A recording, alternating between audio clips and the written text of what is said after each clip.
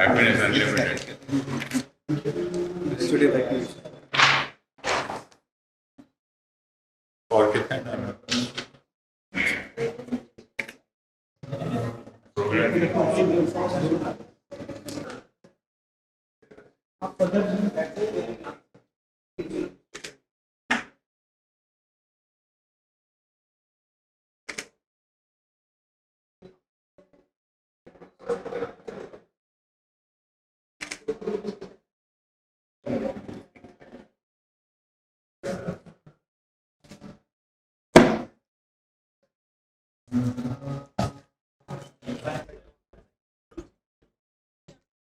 आप लोग उनके सुमधुर वचनों का लाभ ले सके, इसे मैंने दीदी से आग्रह किया है कि वे कुछ मधुर में सुनाएं। तो दीदी से आग्रह, मैं पहले तो घर से आग्रह करता हूँ वे आए कुछ कहें।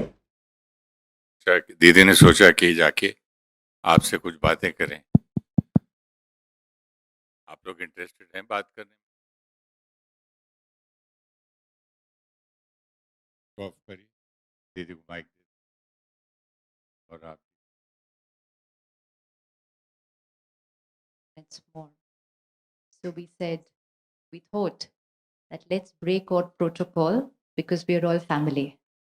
So they said the program can start after 20 minutes only. That's another 20 minutes from now. So we said program can start after 20 minutes, but family can meet anytime. Yes? Yes? So thank you so much for coming today. And we just thought that while we have these 15, 20 minutes, and I'm sure most of you or all of you have been reading or studying spiritual insights in your personal life. So we thought if there is anything that you feel we could talk about, discuss or share, or if there's any question or any thought or anything you would like to share on your mind, let's use these 20 minutes.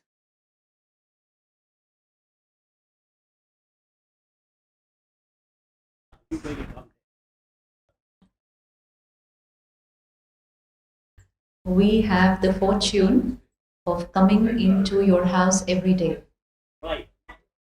So we have that blessing, and we thank God every day for giving us this opportunity to meet so many beautiful souls daily.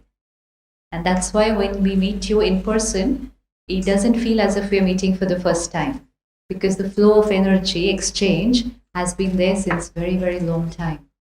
So I think that meeting happens every day, and anything further than that, as per drama, it shall happen. I do not know right now. Thank you so much. About what age you are. Spirituality is also not about how many years you have been practicing it. My personal experience says that I could be studying spiritual knowledge and practicing meditation since 50 years. And maybe there is a probability that I might not have brought about a lot of transformation in myself, even in 50 years.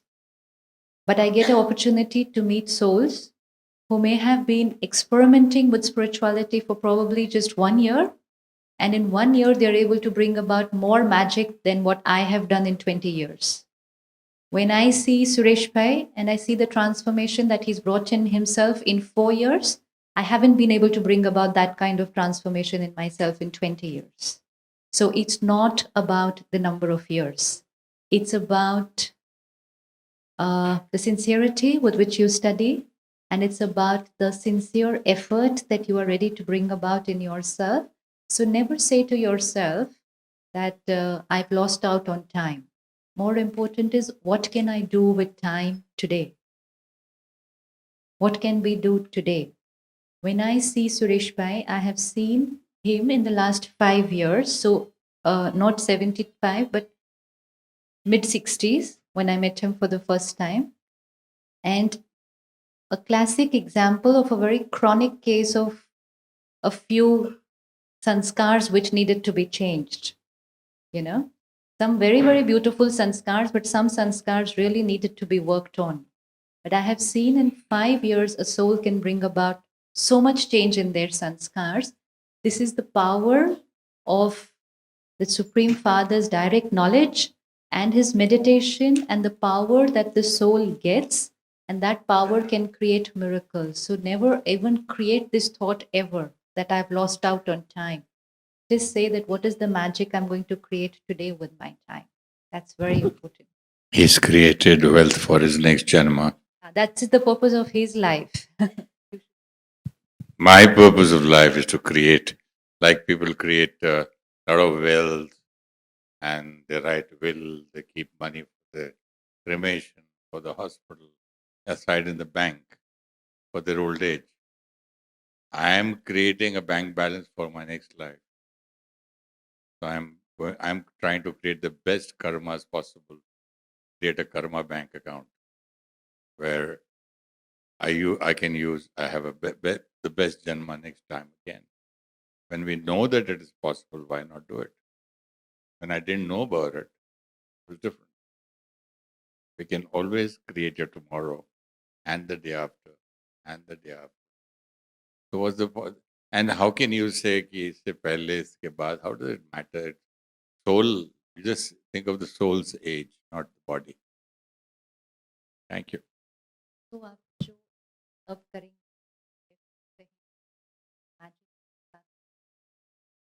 nothing to do with this like आपने white colour का suit पहना हुआ है कल आप blue colour का पहने लेकिन जो आपने आज वाइट कलर कल जब आप ब्लू कलर का पहनेंगे तो आपके साथ ही जाएगा ना बॉडी की मैटर ही नहीं आप अपना पुरुषार्थ तब आप अपने साथ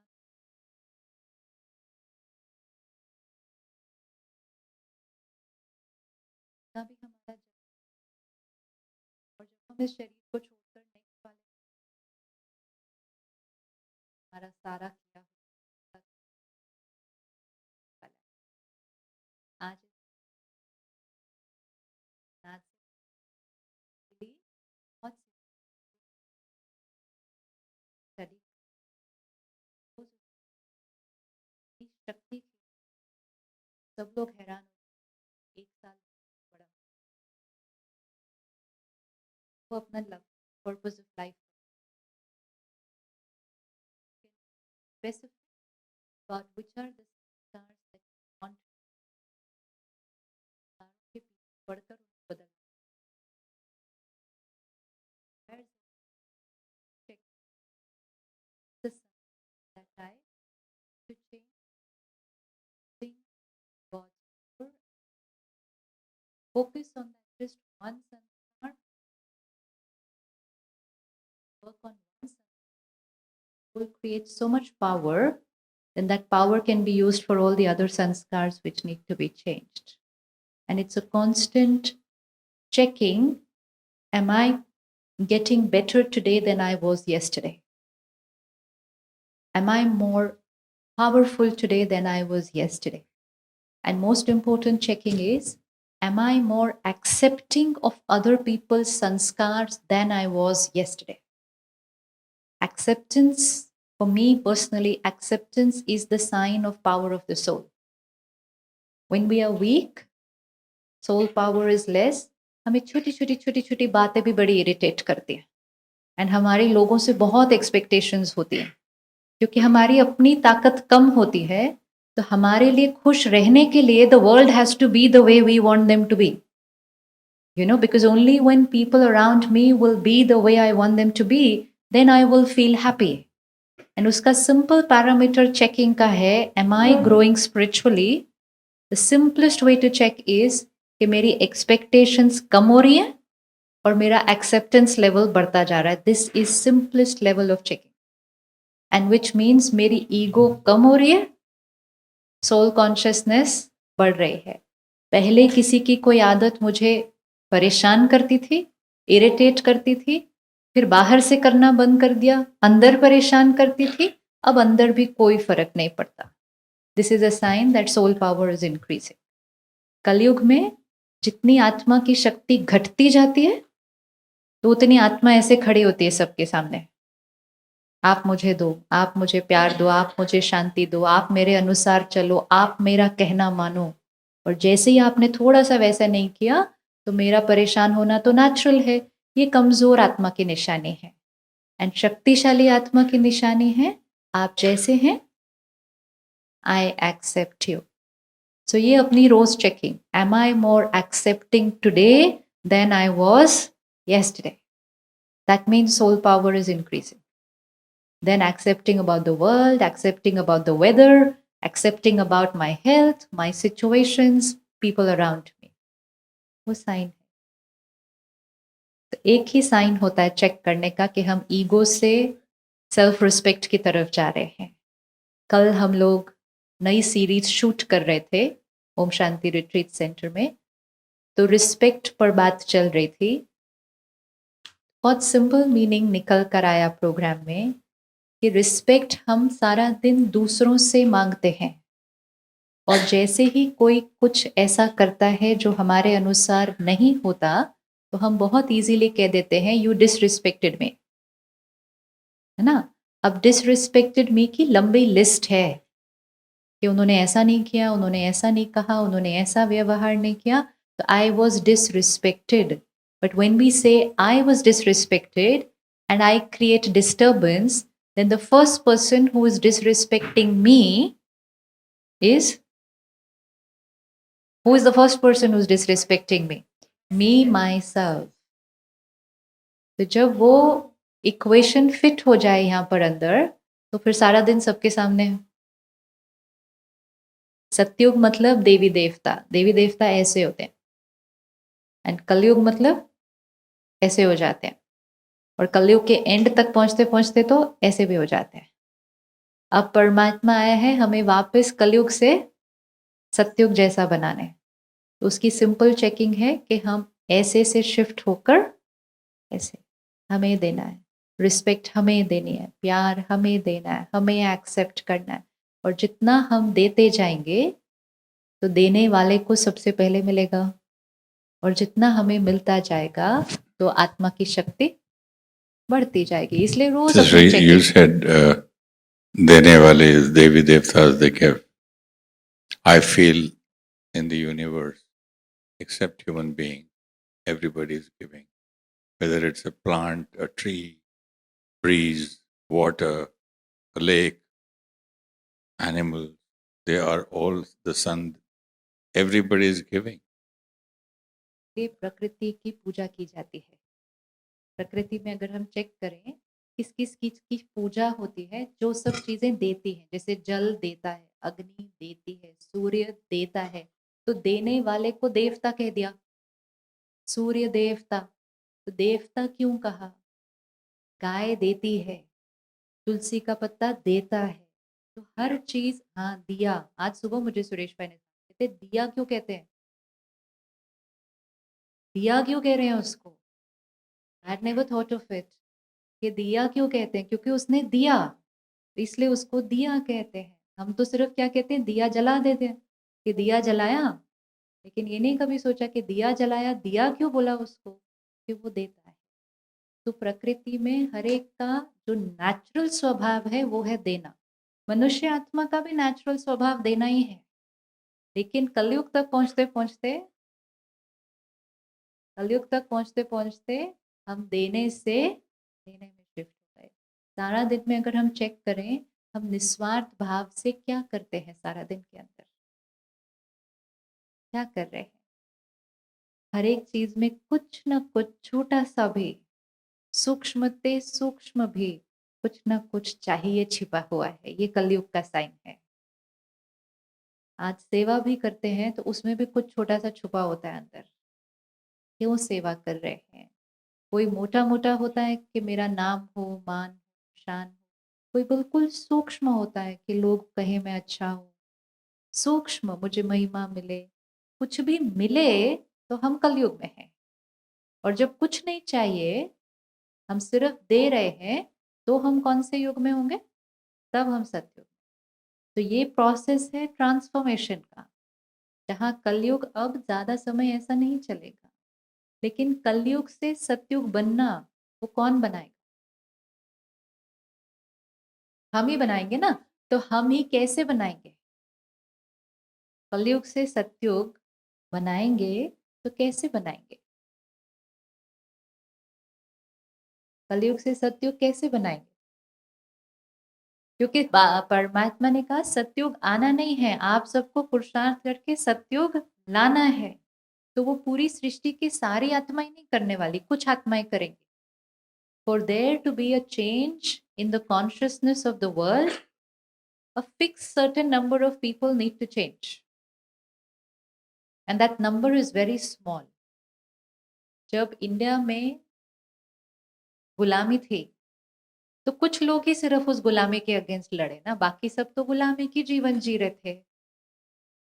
और अगर वो कुछ लोग ना होते, तो शायद हम आज भी वही वाली जीवन जी रहे होते। लेकिन कुछ लोग, और वो कितने लोग थे? टोटल पूरे देश की पॉपुलेशन में से कितने लोग होंगे? Very very small number, very very small number. बाकी सब ने गुलामी की जीवन को एक्सेप्ट कर लिया था कि ये ही नॉर्मल है। कुछ लोगों ने उसके खिलाफ मेहनत की, मेहनत की, सब कुछ देने के लिए रेडी थे। उन कुछ लोगों की मेहनत का रिजल्ट आज हम सबके पास आजादी। ऐसे ही कलयुग भी गुलामी की जीवन है। हम सब विकारों के गुलाम हैं। We are slaves. We are slaves to our vices. We are slaves to our sanskars. We are slaves to our negativities. And most of the world has accepted this slavery as normal. ये तो normal जीवन है, normal है ऐसा होना। तो अब कुछ लोग ही मेहनत करेंगे, लेकिन कुछ लोग जो मेहनत करेंगे उसका रिजल्ट पूरे विश्व को मिलेगा। उस केस में पूरे देश को मिला था, इस केस में पूरे विश्व को मिलने वाला है। तो अपने आप से आज पूछना है, क्या हम उस कुछ लोग में आने के लिए रेडी हैं? या हम ऐसे जीवन जिएंगे जो कहेंगे ये तो होता ही, ये तो नॉर्मल, ये तो होना ही। ये गुलामी की जीवन है। अब उस स्वतंत्रता की लड़ाई में लोग मरने के लिए भी तैयार थे। इस स्वतंत्रता की लड़ाई में भी मरना पड़ता है। उसमें एक ही बार मरना पड़ता था, यहाँ रोज मरना पड़ता है। किसमें मरना पड़ेगा यहाँ पे? लेकिन ये वाला मरना बहुत मीठा मरना है। रोज अपने अहंकार से मरना है, रोज झुकना है, रोज एडजस्ट करना है। लेकिन वो करते करते करते पहले थोड़ा सा मेहनत लगेगा, लेकिन करते करते आत्मा कितनी ब्यूटीफुल प्योर निकल कर आती। तो ये स्वतंत्रता की लड़ाई है कि हमें अपने विकारों से अब स्वतंत्र होना ही है। और कुछ लोग करेंगे, मुक्ति सारे विश्व को मिलेगी। आज सारी दुनिया कह रही है मुक्ति चाहिए, मुक्ति चाहिए, बहुत दुख, बहुत अशांति। So we cannot continue living like this. Need to now shift. आज जब हम घर जाएंगे वापस, एक होमवर्क सिर्फ करना है। सूक्ष्म में भी चेकिंग कि हम कितनों को आगे ऐसे खड़े होते हैं, और वो एक्सपेक्टेशन से शिफ्ट होकर accept, I accept this, I accept this, I accept this. And accept this मतलब इस संस्कार के सामने मेरे मन की स्थिति डिस्टर्ब होने वाली। I am stable, I am stable, I accept. Accept करना हम सबको आता है। Yes sister, you were saying something. उसमें भी कभी कभी बात करके उनसे राय लेनी चाहिए, क्योंकि कई बार कुछ चीजें हम अपने आप में नहीं देख पाते, लेकिन हमारे जो close people, and once you take a feedback you check it, it's not criticism, it's feedback. And once we take feedback we check, because feedback भी सामने वाला अपने नजरिए से देगा। So we have to be a little careful, but take the feedback, check, like it, create a change, If not, it's perfectly fine the way it was. You should be able to check that for yourself. Thank you so much.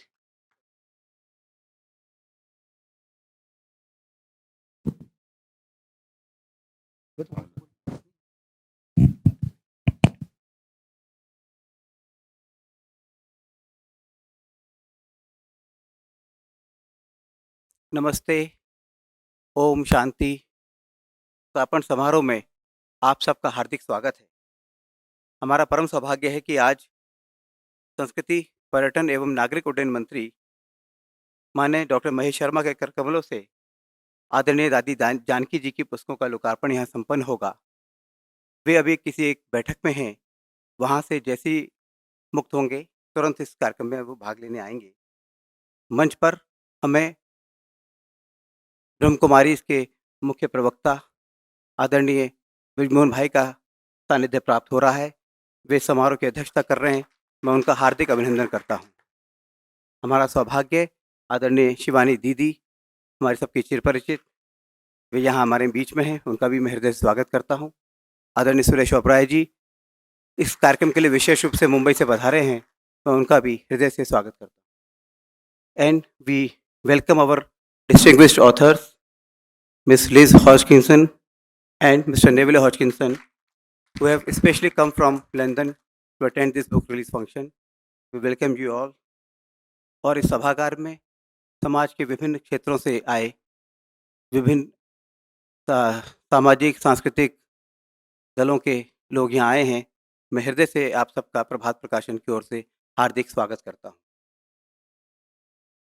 मैं अनुरोध करता हूँ पीयूष जी से वे आए। सबसे पहले समारोह के अध्यक्ष आदरणीय ब्रजमोहन भाई का पुष्पगुच्छ देकर उनका स्वागत करें।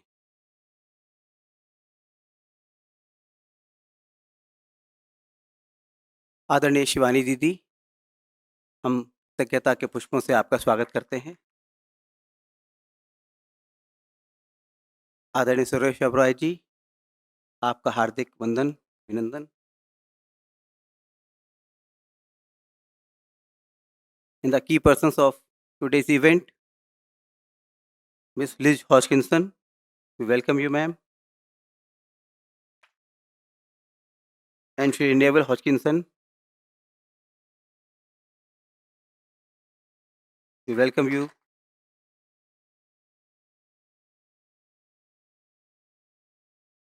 संस्कारित करने वाली पुस्तकों का प्रकाशन करें, ऐसे समर्पित और संस्कारित व्यक्तियों का निर्माण हो, इसके लिए जिस प्रकार के साहित्य की आवश्यकता है, उसका प्रकाशन करने के लिए प्रभात प्रकाशन कृत संकल्प है। आज लोकार्पित होने वाली पुस्तकें भी आत्मिक उत्थान का मार्ग प्रशस्त करने वाली कृतियाँ हैं और इसलिए उनका प्रकाशन करने में हमें अत्यंत गौरव हो रहा है। दादी जानकी जी की पावन प्रेरणा और उनके आशीर्वाद से यह समारोह संपन्न हो रहा है। यह उनके जन्म शती वर्ष है। मैं प्रभात प्रकाशन की ओर से और आप सब की ओर से उनकी चिरायु और सुदीर्घ स्वस्थ जीवन की कामना करता हूँ। का हार्दिक वंदन। वे इसी प्रकार से हम लोगों का मार्ग प्रशस्त करते रहें, हमें सद्मार्ग दिखाती रहें।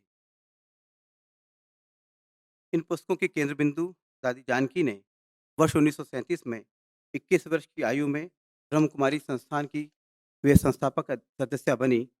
उन्होंने पूरे भारत में घूम घूम कर अनेक ब्रह्म कुमारी सेंटर प्रारंभ किए और लाखों लोगों को उससे जोड़ा। वर्ष 1974 में उन्होंने ब्रह्म कुमारी का पहला अंतर्राष्ट्रीय सेंटर लखनऊ में खोला।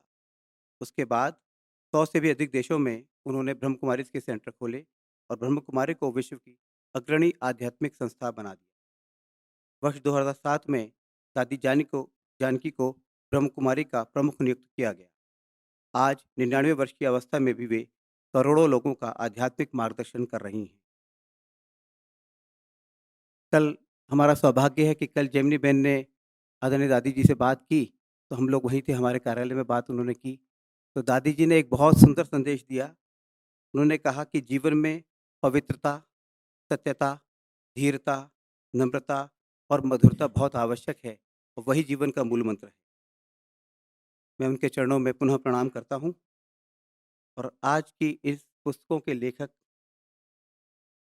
सबसे पहले मैं I'll request Miss Liz Hodgkinson.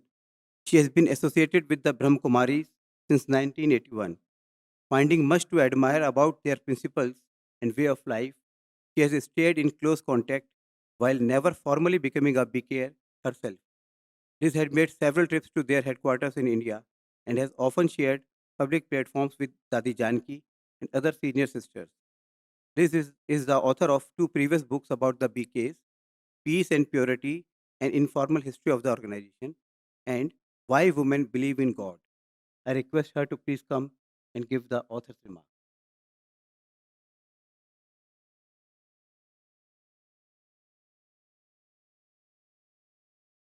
First time addressing a book launch in India, so I hope it goes all right.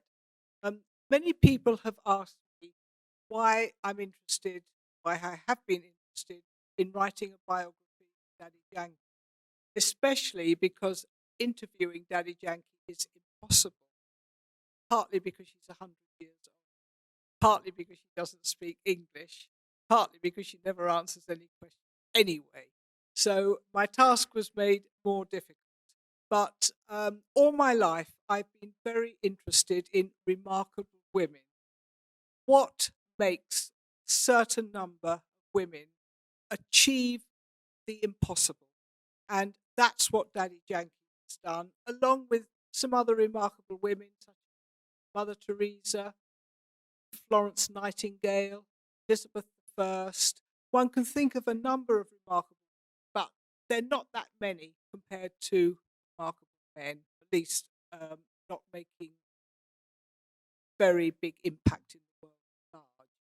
And I was interested to know how Daddy Yankee, as an elderly lady, already quite elderly, very infirm, she's had serious illnesses since the age of 2, so even living to 100 has been quite remarkable in itself. But how she could come to London, how she could come to the West with absolutely no cards in her hand, elderly, Indian, didn't speak English, no money, no followers, nowhere to live. How was it that in 20 years she achieved global outreach with 100 centres? No, not 100 centres, more than 100 centres in 100 countries outside India. And I thought, by any stretch of it, it's a remarkable achievement. And so, what I wanted to explore within the book was how she did it, how she managed to attract Westerners in the first place, because not speaking English, and not many Westerners spoke Hindi, and she didn't have any premises. So, how did she start to attract? And how, not only did she start to attract them, but how did she keep them? And how did she get them, as they are now in their 60s, many of them running countries? They're running centres in Australia, America, all over the world. And these were the little ex hippies, squatters, uh, people going around the world playing guitars in the 60s, and Daddy Yankee somehow inspired them. She saw something in them that other people hadn't seen, and sent them out into the world to portray the message which she felt everybody ought to hear. The other thing about Daddy Yankee, which interested me, is that although coming from India, at that time, born in 1916, no education, and she'd had very little exposure to any outside influences in the world. She was ahead of her time in so many ways, and a lot of the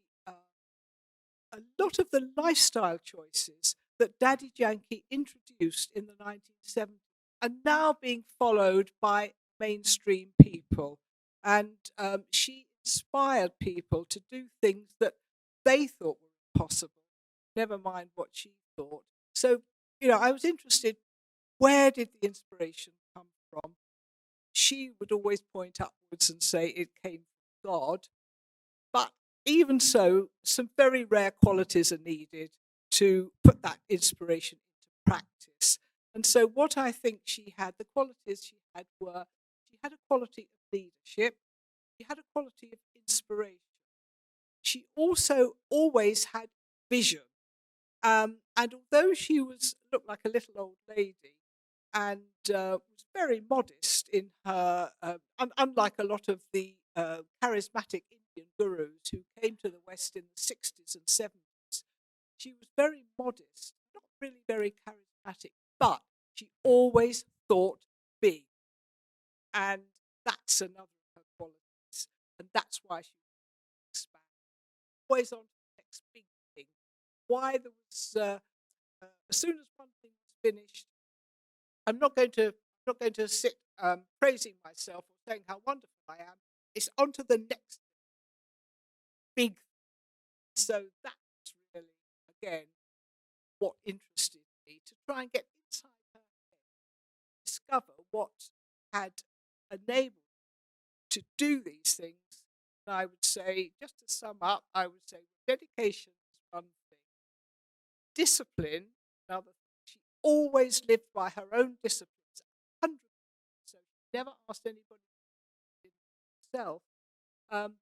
But more than that, there's a word in leadership, at least in the West, the big D, distraction. Daddy Yankee has never been distracted by anything.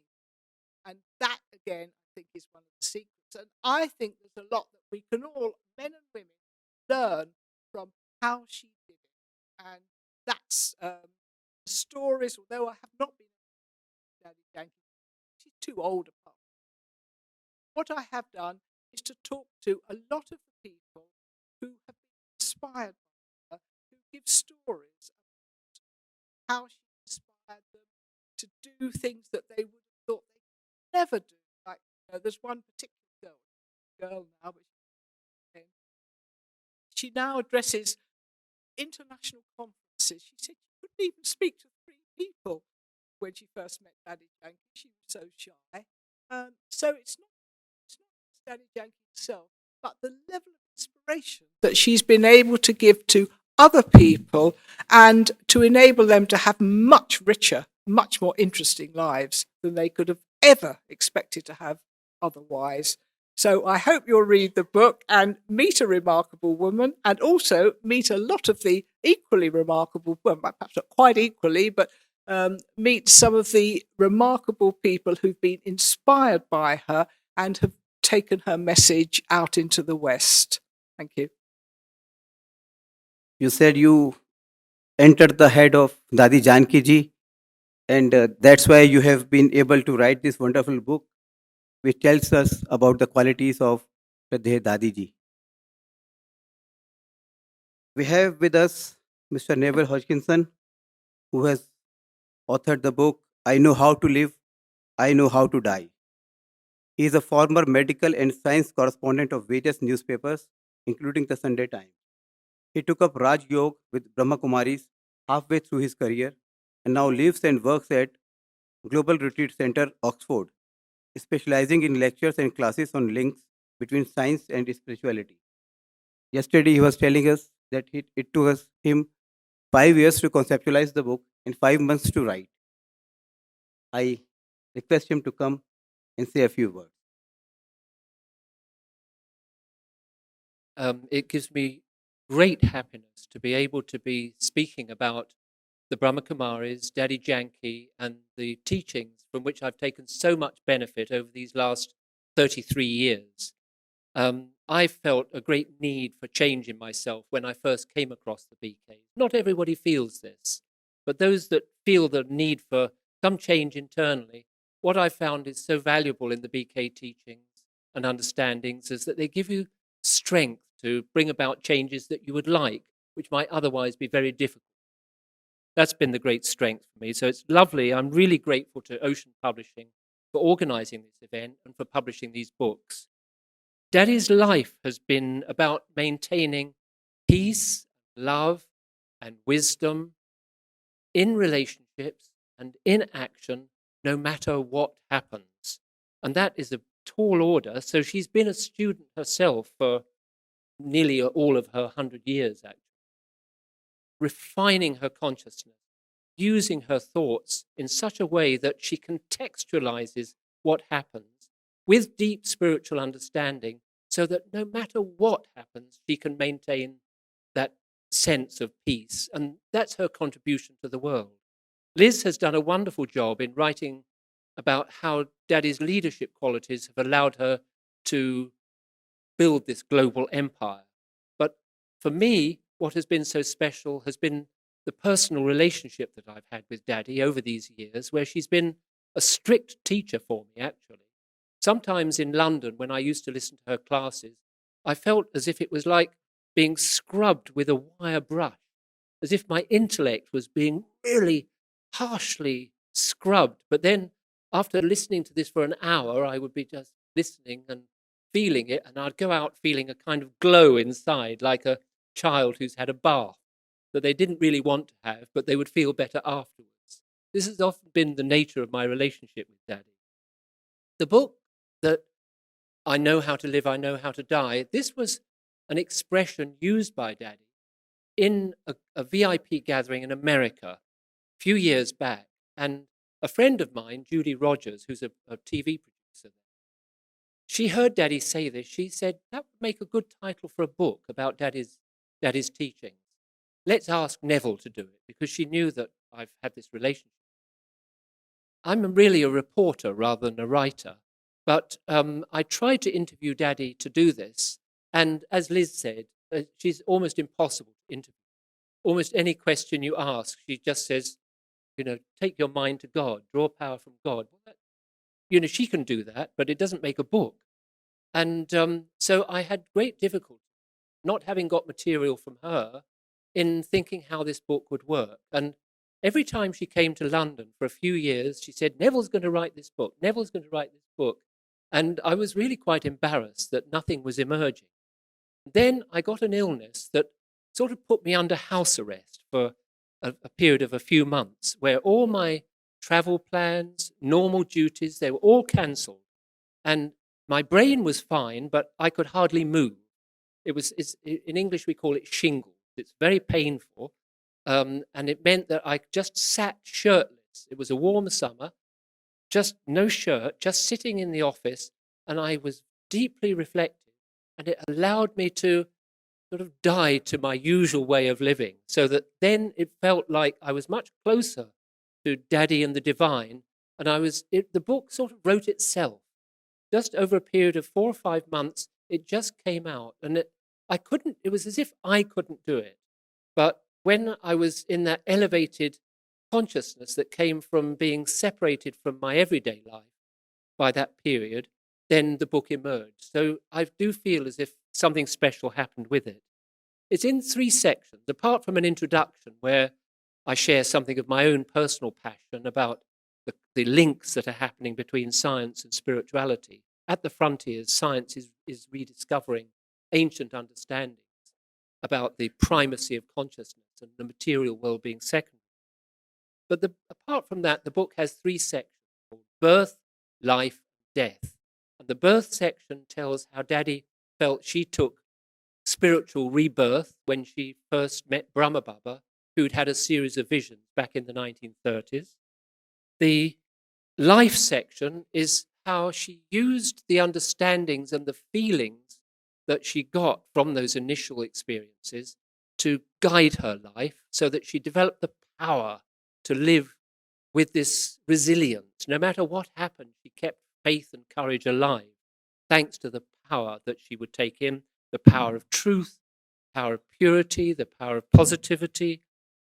These kind of things were what she really inculcated. Humility too, and honesty in regaining lost integrity. All of these things culminating in self-respect, because that's what most of us are missing.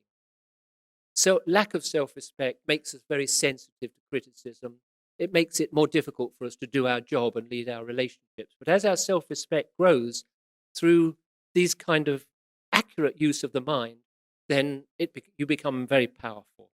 And then the 3rd section on death tells how Daddy has embraced death in a sense. She has no fear of death because she feels she's so aware of the continuity of consciousness, the continuity of the soul. It's as if when the transition happens and she leaves this body, she knows that that might be the end of, that would be the end of Daddy Janki as an embodied soul of that kind, but it's not the end of the deeper self, of the divinity, the soul. That continuity of consciousness is what is also being rediscovered by science now.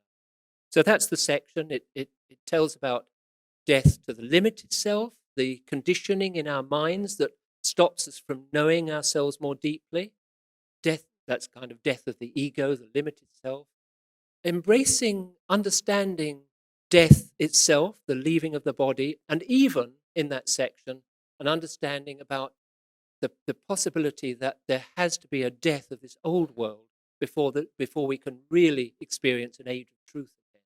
But her complete conviction that that age of truth is coming. So that's the nature of the book. And I'm so happy that that thanks to Sister Germany from London. Mr. Neville, you have enjoyed such a beautiful relationship with Shraddha Dadi ji, which we all we pray to God that He gives you very strength. And अब हमारे बीच में मैं आग्रह करता हूँ श्री सुरेश ओबरॉय जी, हिंदी फिल्मों के सुविख्यात अभिनेता हैं, हम सब उनसे भली भांति परिचित हैं।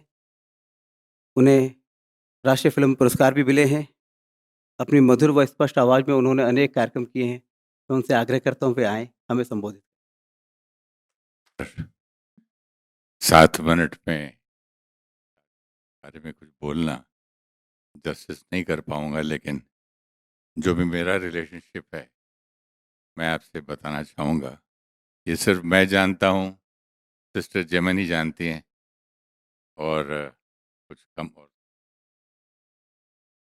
मैं जब लंदन में था एक दोस्त के घर पे, बहुत बोर हो रहा था, तो मैं ऐसे ही ट्रेन में बैठ गया। ट्रेन में बैठे बैठे पता नहीं कौन सी ट्रेन की टिकट ली, क्यों ली, बैठ गया। एक स्टेशन दिखा, अच्छा उतर गया। उतर के रोड क्रॉस करके चला तो वहाँ लिखा था स्पिरिचुअल यूनिवर्सिटी और स्पिरिचुअल कॉलेज समथिंग समथिंग। मैंने बोला यार स्पिरिचुअलिटी भी पढ़ाई जाती है क्या? स्पिरिचुअलिटी का कोई कॉलेज है, स्कूल है? कमाल है ये तो लंदन में। तो मैं अंदर चला गया। अंदर गया, हिंदी में बोलूं कि इंग्लिश में? चलेगा ना? सब समझते हैं ना हिंदी? तो नहीं, लंदन में भी मैं हिंदी में ही बात करता था। तो मैं अंदर चला गया। अंदर गया, देखा, उन्होंने सब दिखाए, ऐसा ऐसा ऐसा ऐसा है। तो फिर लोगों ने कहा देखो हमारी दादी आएगी ना, उनसे ज़रूर मिल के जाना, अभी आने वाली थोड़ी देर। रुक गया मैं, काफ़ी बोर हो गया था लंदन से। तो अंदर गया, बड़ा मज़ा आ रहा था। दादी जी को जब मिला और सिस्टर जेमिनी ने मिलाया मुझे, काफ़ी, और मुरली के बारे में समझाया क्या क्या करते हैं।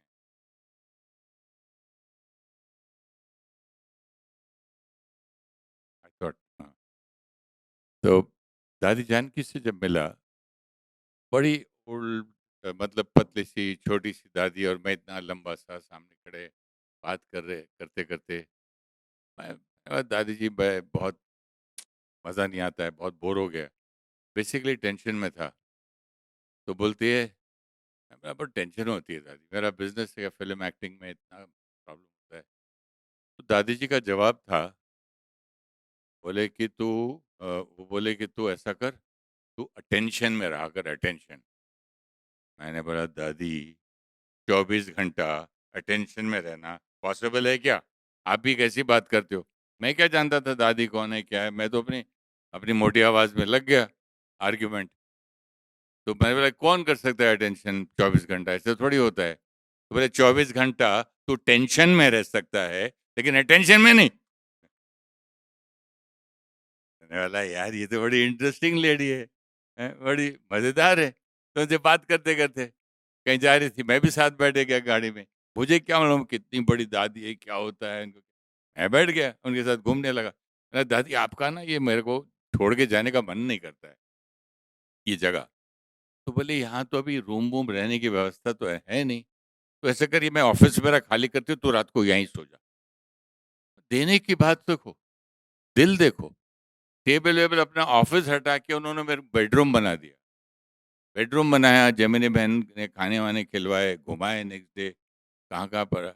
मुझे ऐसा लगा कि मैं एक फैमिली में आ गया। फिर बोला तुम वहाँ आओगे ना, तो मैं आऊँगी तो फ़ोन करूँगी वहाँ आना। कहाँ? मधुबन। फिर वापस मुझे कुछ थोड़ा-सा समझ में आया नहीं था। मैंने बोला ये क्या बिंदु विंदु कि कौन पता नहीं ऊपर बैठा हुआ है, कौन ये क्या, ये पता नहीं ब्रह्मा कुमारी बोलते हैं, मेरा बाबा ऊपर है, मेरा बाबा। चल हट। बस चलो चला गया फिर। फिर दादी जान की वो पीछा थोड़ी छोड़ती है। कितने जन्म का रिश्ता है। एयरपोर्ट पे गया, वीआईपी उसमें, वहाँ बैठी हुई, अरे दादी आप यहाँ हैं, मैं ये बोले अपना खाना जो पैक करके खाने को लेके जाती, खोला ले खा। अरे मैं वहाँ अपना रूम दे दिया, यहाँ अपना खाना। अरे दादी मैं तो खाता हूँ एयरपोर्ट का, तुम तो नहीं खाती का। नहीं तू खा मेरे साथ, तू भी ले तू भी ले। फिर मेरे को एक बार कोइंसिडेंस कितने बार होता है, लंदन में ऐसे उतर जाना, उनके वहाँ रहना, एयरपोर्ट पे एक बार मिलना, एयरपोर्ट पे फिर गया कहीं, अहमदाबाद वो जा रहे थे, मैं कहीं गुजरात जा रहा, फिर सेकंड टाइम वही, फिर थर्ड टाइम। मैं तो थक गया, मैंने बोला दादी अभी आपके पास ना मेरा कोई रिश्ता ज़रूर है। फिर बाद में मैंने दीदी के, शिवानी दीदी का टीवी पे देखा, और जैमिनी बहन के तो अभी तक मेरे पास डीवीडीज पुराने पड़े हैं लंदन के। उन्होंने मेरे साथ कुछ वो करवाए थे इंटरव्यूज, इनके हैंड राइटिंग में भी है। She was so, I mean sincerely trying to give me best possible. तो मैं इतना प्यार और इतनी अच्छी बहनें कहीं नहीं देखी मैं जीवन में। मेरी भी 4 बहनें हैं, लेकिन ब्रह्मा कुमारी जैसे बहनें कहीं नहीं। तो थैंक्स टू दादी जान की। उनके बारे में मैं ज़्यादा बोल नहीं पाऊँगा। हालाँ ये किताब भी नहीं लिख सकते हैं, जब लिखते हैं हज़ारों पेज में भी, तो ज़्यादा समय नहीं है, वरना मैं आपको और बोलता हूँ। तो जाते-जाते आपसे कहूँगा कि दादी जान की एक दिन ऐसी स्पॉट पे, इतनी ओल्ड एज में भी, मैं कॉर्नर में बैठा, "ए, तू तू यहाँ बैठा है? मालूम है तेरा तुझे बदलने आई हूँ। तेरा नाम आज से सुखदेव। तू सबको सुख देना, सबको सुख देता रहेगा तू आज के बाद।" और वैसा उनका मुझे वो मिला वरदान कि उसके बाद मैंने टीवी पे, लोग कहते हैं कि हम बहुत सुखी होते हैं देख के प्रोग्राम, शायद आप लोग पता नहीं कैसे लगता हो। ये दादी जानकी के एक शब्द की शक्ति है, वरदान है। इसको मैं इससे ज़्यादा क्या बोलूँ? इसके ज़्यादा मेरे पास शब्द नहीं है। बहुत-बहुत थैंक यू। धन्यवाद। नमस्कार।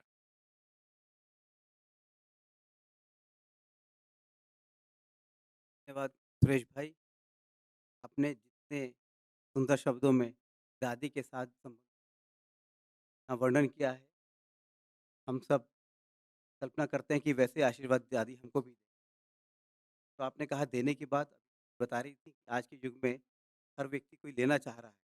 तो जब देने की क्षमता हम जीवन में पाएँगे, तभी हम सुखी हो पाएँगे। तो यही दादी का संदेश है।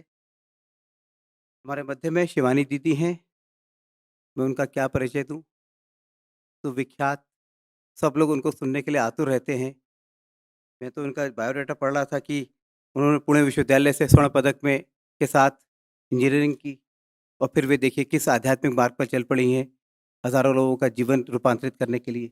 मैं उनसे आग्रह करता हूँ वे आएँ, हमें संबोधित करें। आदरणीय दीदी। ओम शांति। क्या इस हॉल में कोई भी बैठा है जो दादी जी से नहीं मिले हैं? आप दादी जी से नहीं मिले हैं? आज क्या प्रॉमिस कराना चाहिए भाई साहब से? हाँ? दादी के बारे में किताब लिखी और दादी जी से नहीं मिलवाया जेमिनी बेन? हाँ? जैसे सभी तीनों भाई बहनों ने शेयर किया कि दादी से मिलने से क्या मिलता है, और जैसे नेवल भाई ने भी कहा कि मालूम नहीं था बुक में क्या लिखना है, लेकिन फिर बुक अपने आप होती गई। तो वो अपने आप नहीं हो रही थी, दादी का वो शुभ संकल्प था कि वो किताब लिखी जाए, तो नेवल भाई टाइप कर रहे थे, दादी मन से डिक्टेट करती है. She is a extremely powerful mind. Even in ordinary minds we experience कि हम किसी के लिए कोई थॉट क्रिएट करते हैं, दूसरे तक वो पहुंच जाता है. हम सब टेलीपैथी एक्सपीरियंस करते हैं. तो हम सब साधारण आत्माएं अपनी अपनी कमजोरियों के साथ जब हमारी थॉट्स दूसरे तक पहुंच सकती है, तो जो ऐसी आत्मा है जिसका माइंड इतना पावरफुल है, जिसके मन पर कोई वेस्ट थॉट या कोई नेगेटिव थॉट क्रिएट ही नहीं होती है, जिनका कॉन्शियस माइंड इतना साइलेंट है, तो वो जो चाहे अपने माइंड से हमारे माइंड में ट्रांसफर कर सकते हैं. इतनी पावरफुल माइंड है. तो क्या वो वहां दूर एक देश में बैठकर दूसरे देश में अपनी बुक नहीं लिखवा सकते होंगे?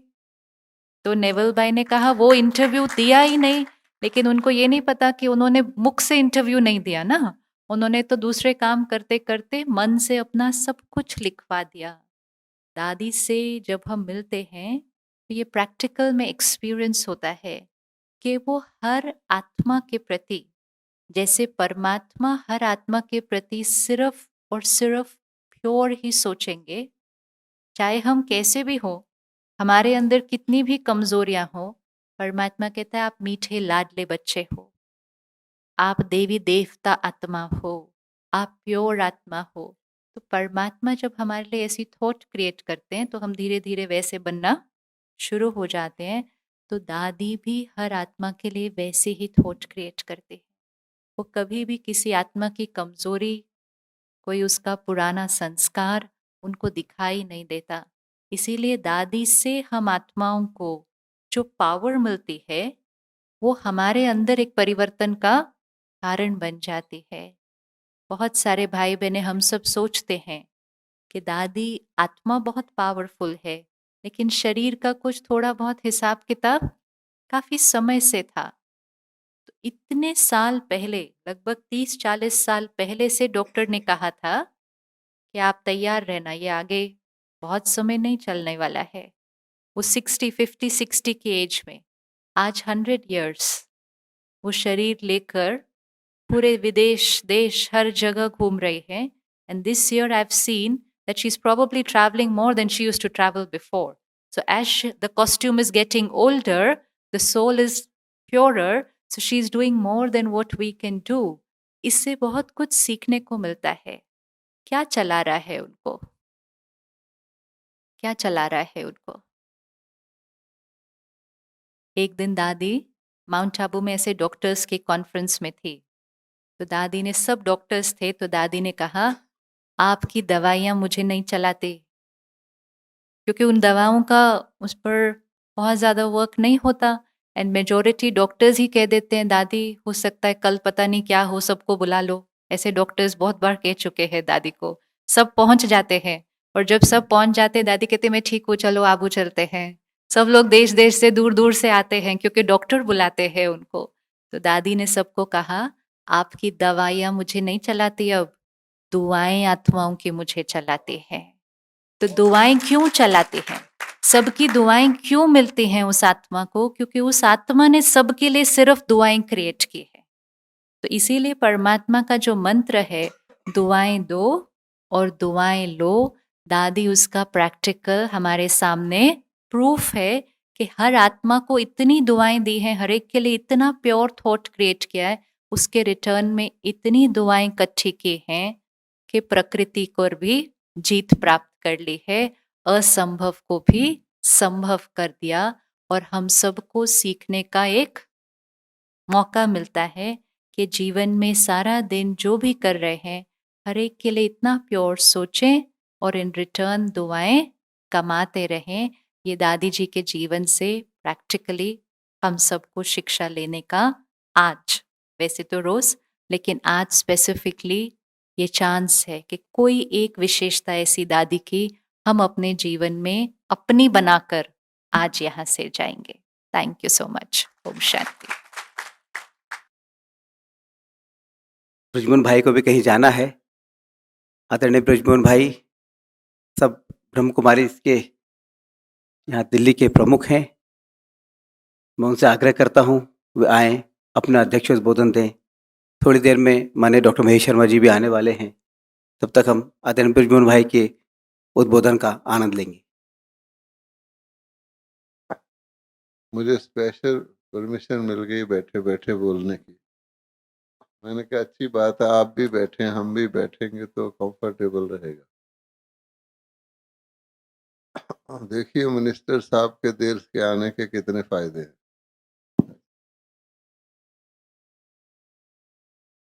हमारे आसपास बैठे हुए जानकी दादी जी के प्रेमी आत्माओं ने आपको दादी जी के बारे में बहुत अच्छा रसास्वादन कराया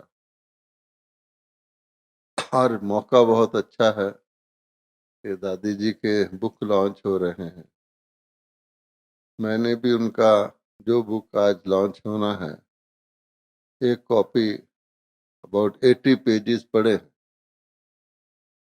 तो सचमुच इस बहन ने लिज ने ना केवल दादी जी की उसमें लंदन से लेकर यात्रा बयान की है, लेकिन उस समय में वो समय कैसा था जिसमें कि भारत से कई सारे गुरु विदेश में गए थे, उनका भी वर्णन किया है, थोड़ा थोड़ा उनका बताया है। फिर दादी जी के बारे में बताया है कि बिल्कुल खाली हाथ, खीसा खाली और भाषा आती नहीं, और बाबा ने भेज दिया जाओ विदेश में सेवा करो। तो पुस्तक में लिखा हुआ है कि बट फॉर दादी जी ये सेवा नहीं हो सकती। और दादी जी उसमें बार बार यही बताया गया, कहती है कि शिव बाबा ने करवाई है। अब हम लोग जो ज्यादातर दादी जी को जानते हैं ये बात समझते हैं कि किराई तो शिव बाबा नहीं है, लेकिन जैसे कहा जाता है कि शेरनी का दूध सोने के बर्तन में ही ठहरता, इसलिए जो रिसेप्टेकल जो मीडियम होता है वो बहुत महत्वपूर्ण होता है। तो निराकार शिव बाबा ने एक तो ब्रह्मा बाबा को चुना, वैसे तो कहते हैं हर एक बच्चे को मैंने ही चुना है। तो उसके बाद दादी जानकी जी जिसको कहते हैं गोल्डन रिसेप्टेकल, तो उनके अंदर जो बाबा ने डाला वो उन्होंने, जैसे माँ बच्चे को दूध डिल्यूटेड पिलाती है, तो उन्होंने उसको, हम उसको समझ सकें, उसको जीवन में ढालकर हम लोगों को सिखाया। तो इस पुस्तक में मैंने देखा है ना केवल दादी जानकी जी के साथ साथ year by year decade bye decade उसमें चलता है, लेकिन उसमें पहली बीके कौन सी दादी जी के संबंध में आई, sister Jayanti. Then she writes के जयंती के बगैर क्या दादी जी इतना कार्य कर सकती थी, दादी जी के बगैर जयंती क्या ऐसे उन्नति को पा सकती थी। फिर फर्स्ट ब्रिटिश वेस्टर्न बीके कौन उनके संबंध में आए, तो अच्छे अच्छे जो आज के बड़े महारथी बीके हैं उनका भी उसमें इतिहास है। अर्थात ये बहुत ही इंटरेस्टिंग तरह की बुक है, आप उसको पढ़ेंगे तो आप उसको चाहेंगे कि सारी ही पढ़ लें। एक तो ये बात है, और दूसरी बात ये है कि दादी जी के बारे में हमने जो जहां तक सुना है, ठीक है,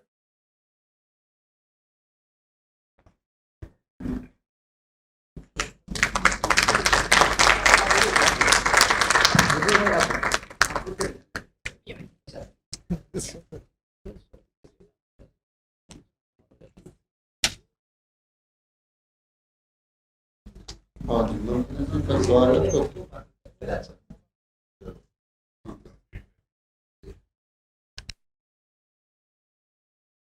ताली बजा दे, फॉर्मल स्वागत बाद में हो जाएगा।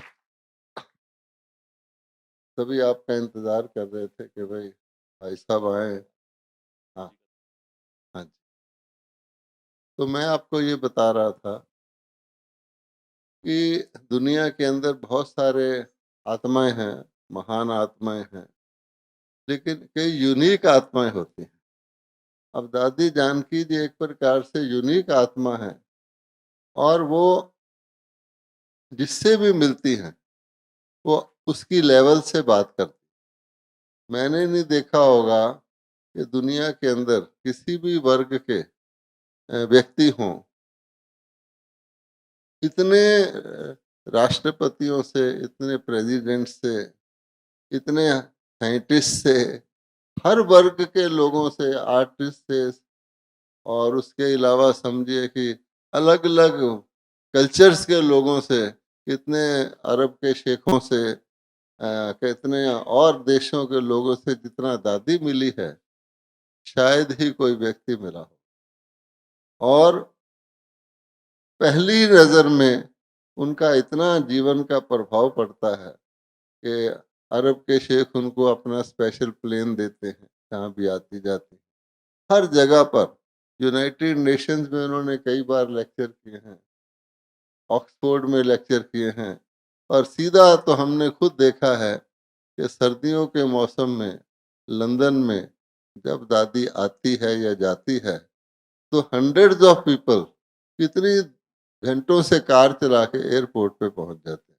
वो उनको एक मदर की तरह ट्रीट करते हैं। अब 3-4 ऐसे लफ्ज हैं जो दादी जी हम लोगों के लिए यूज करती हैं।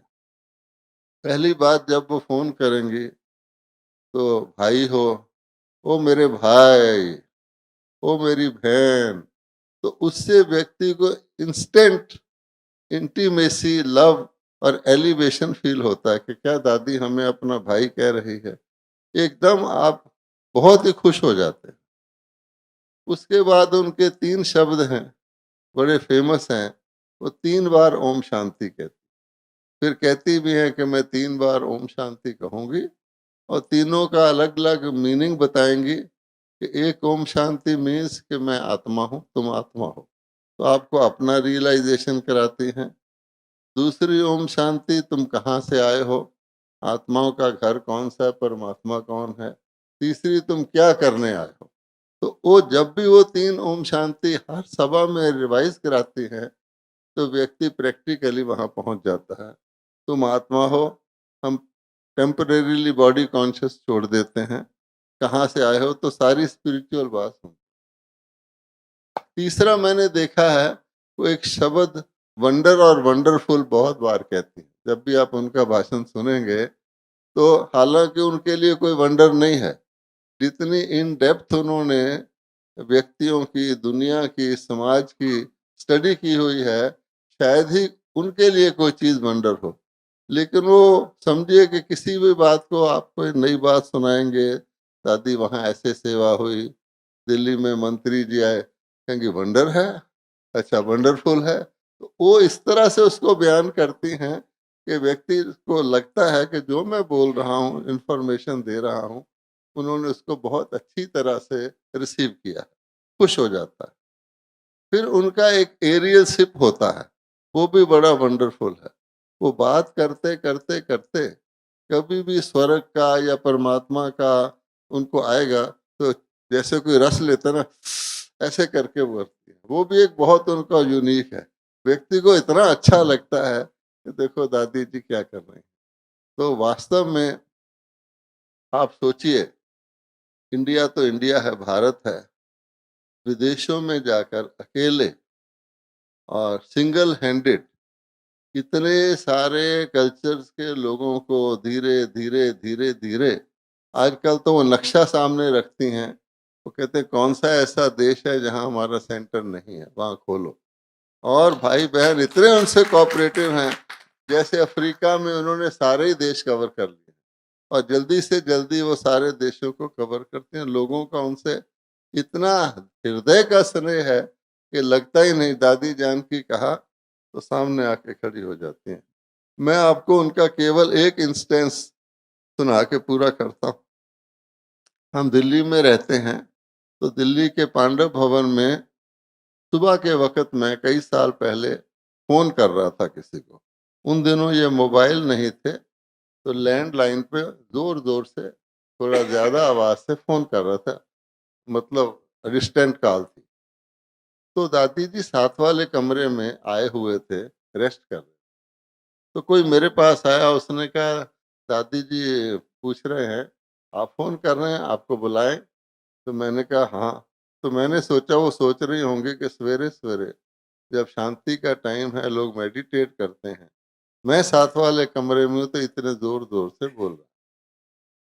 मैं गया तो मैंने उनको जाते ही एक्सप्लेनेशन देना शुरू किया। देखिए दादी जी, सुबह सुबह लोग मिल जाते हैं और मैं पटना में कॉल कर रहा था तो थोड़ी ऊंची आवाज थी।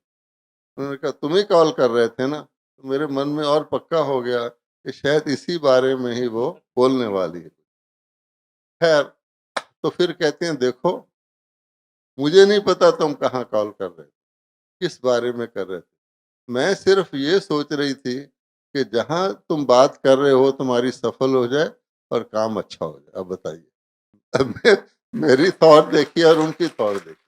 जो व्यक्ति ऐसा हो उसको क्या कहा जाए।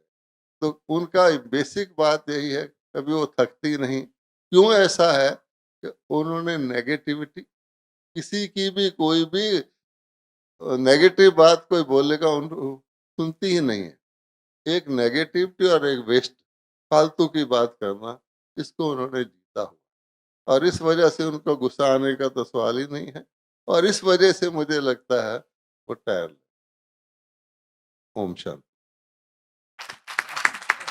आत्मीय संबंधों का यहाँ विश्लेषण किया और दादी माँ की जिन क्वालिटीज़ को आपने बताया है, वे अगर हम अपने जीवन में आत्मसात कर लें तो हमारा जीवन सफल हो जाएगा, मानव जीवन सफल हो जाएगा। हमारे बीच में आदरणीय डॉक्टर महेश शर्मा जी आ गए हैं। मैं पीयूष जी से आग्रह करता हूँ वे आएँ और उनका स्वागत करें। इतने हमारे ऊपर है, कितने भी व्यस्त हों, जिस आशीर्वाद देने के लिए आ जाते हैं। अब मैं मंचस्थ अभ्यागतों से आग्रह करता हूँ कि कृपया दीप प्रज्वलन करें। ये काम महेश जी भाई साहब के आने की वजह से रुका हुआ था।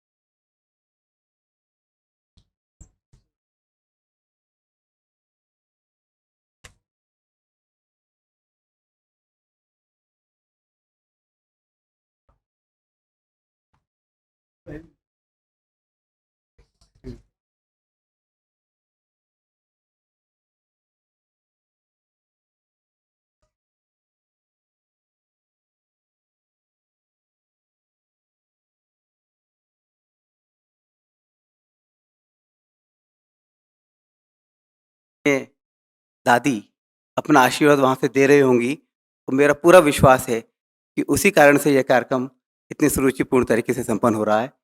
कार्य के लिए हम सब यहाँ एकत्र हुए हैं, वह कार्य संपन्न करें। सबसे पहले आदरणीय दादी जानकी द्वारा लिखित पुस्तक प्रेम और शांति का मार्ग का लोकार्पण करने का अनुग्रह करें।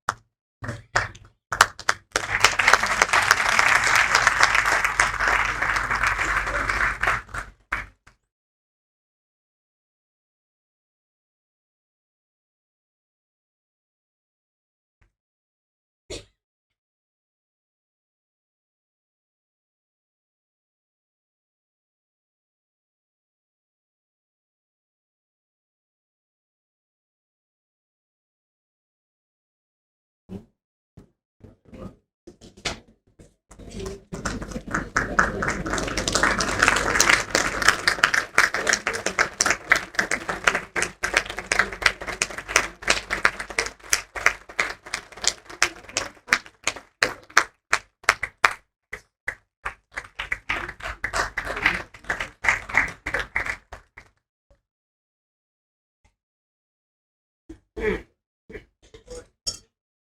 now, Naval Hodgkin's book, I Know How to Live, I know How to Die.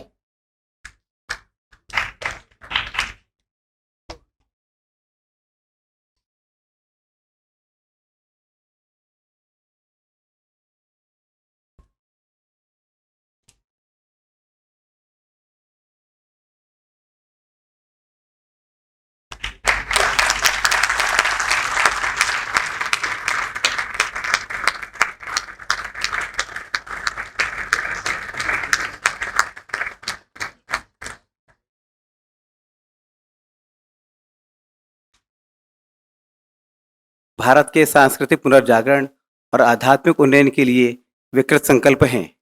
और आज के इस कार्यक्रम में उन्होंने तुरंत स्वीकृति दे दी। वो बहुत व्यस्त थे, बोले इस कार्यक्रम में मैं अवश्य आऊंगा। तो उनसे आग्रह करता हूं मैं संबोधित।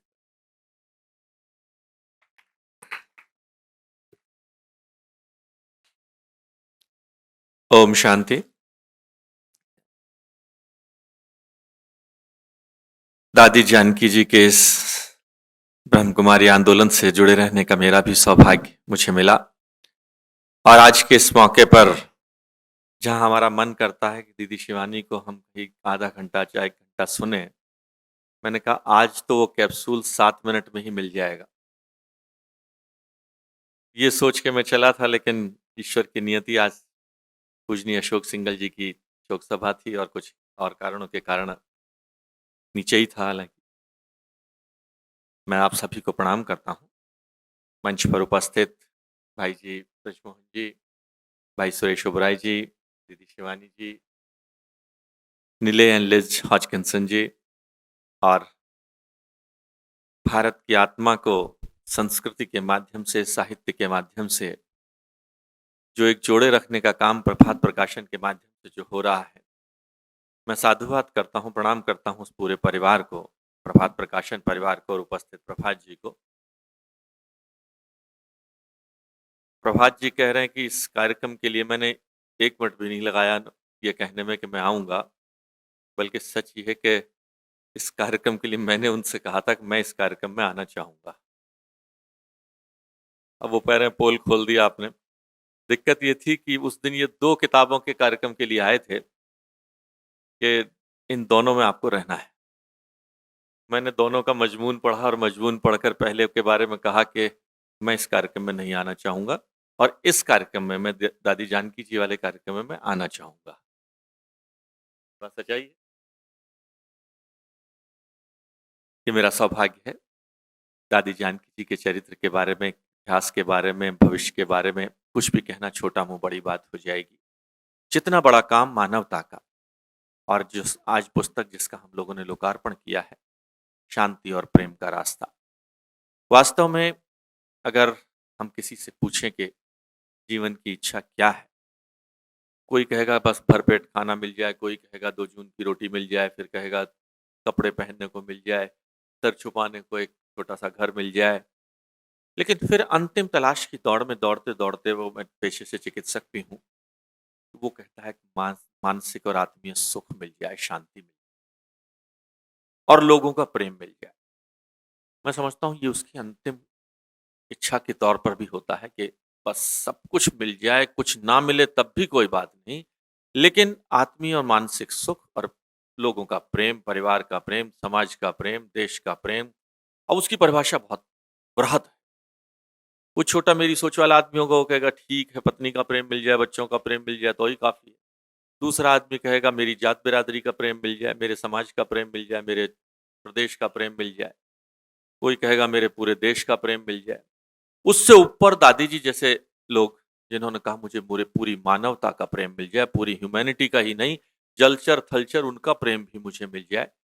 जिस सोच के साथ जो आंदोलन आज ब्रह्म कुमारी जी के माध्यम से पूरे विश्व में, जब ये इच्छा हो जाए कि कोई देश ऐसा ना रह जाए, हाँ, हमारा ये आंदोलन ना पहुंच पाए। जब ईश्वर ने अपनी कृतियां बनाई, जलचर थलचर सब बनाए, शेर पशु भालू इंसान सब बनाए, तो उसने ये सोचकर कि मानव मेरी सबसे उत्तम कृति है, सबसे बढ़िया जो आइटम मैंने बनाया इन सारी चीजों में, उसमें मनुष्य सबसे बढ़िया आइटम है। और फिर उस ईश्वर ने देखा कि ये मनुष्य जो है यही सबसे ज्यादा रास्ते से भटकता जा रहा है।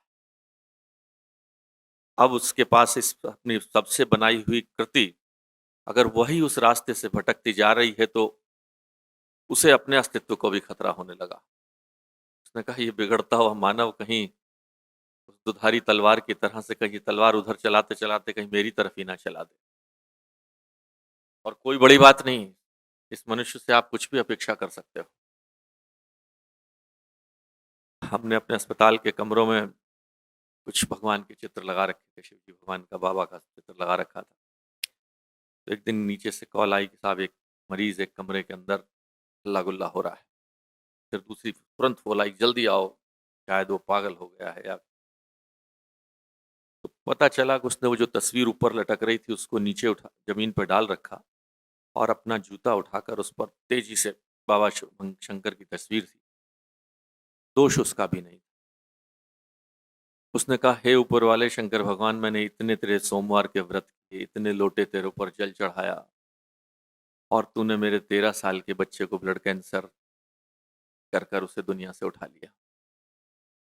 उसकी पीड़ा भी असहनीय थी और वो कह रहा था कि दोष अगर था तो कहीं मेरा था, मेरे लोटे हो सकता कम चढ़े हों, मेरे सोमवार के व्रत हो सकता कम हुए हों, लेकिन इस बच्चे का क्या दोष था। तो इस मनुष्य से आप कुछ भी अपेक्षा कर सकते। तब उस भगवान को जब ये दहशत हुई ऊपर ईश्वर को, बाबा भोले को, तो उसने कहा इस मनुष्य को सुधारने के लिए भी, इसकी नस्ल को ठीक करने के लिए भी हमें कुछ करना पड़ेगा। हम बहुत सारे प्रयोग करते हैं।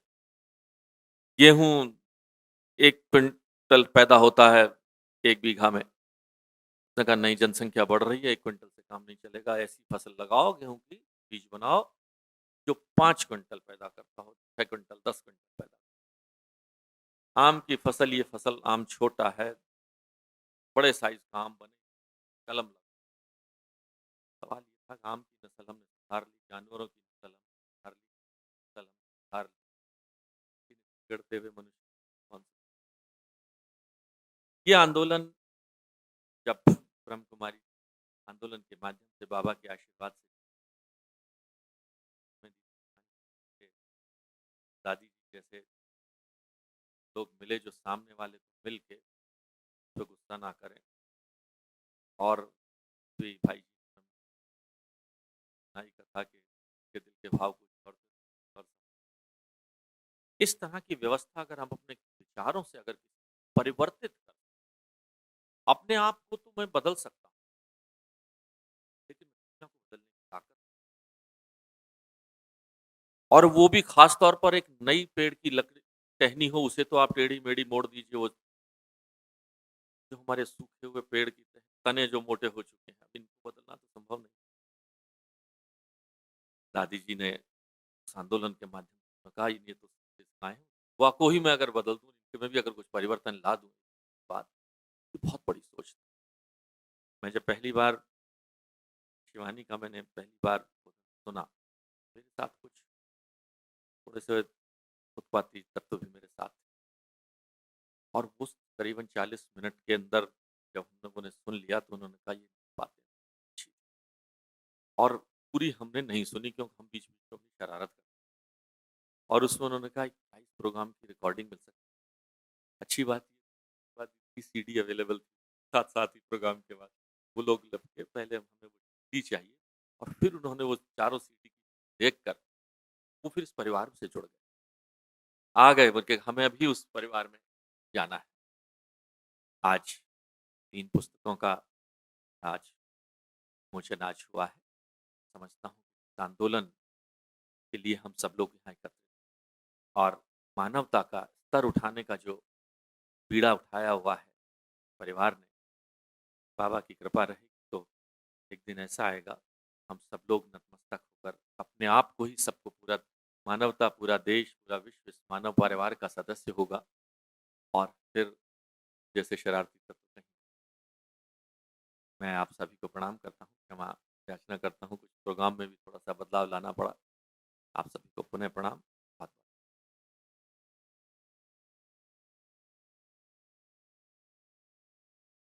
बहुत आभार।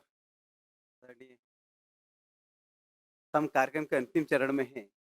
मैं आदरणीय जेमिनी बहन से आग्रह करता हूँ कि तो अभ्यागतों के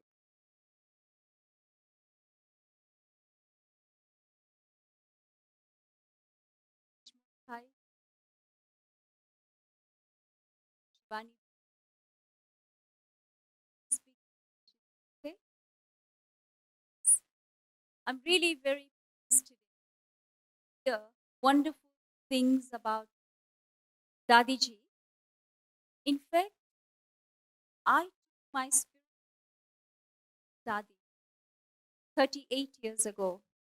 I was a student and I loved what Dadi was sharing one morning, and her sharing was such that it opened my horizon.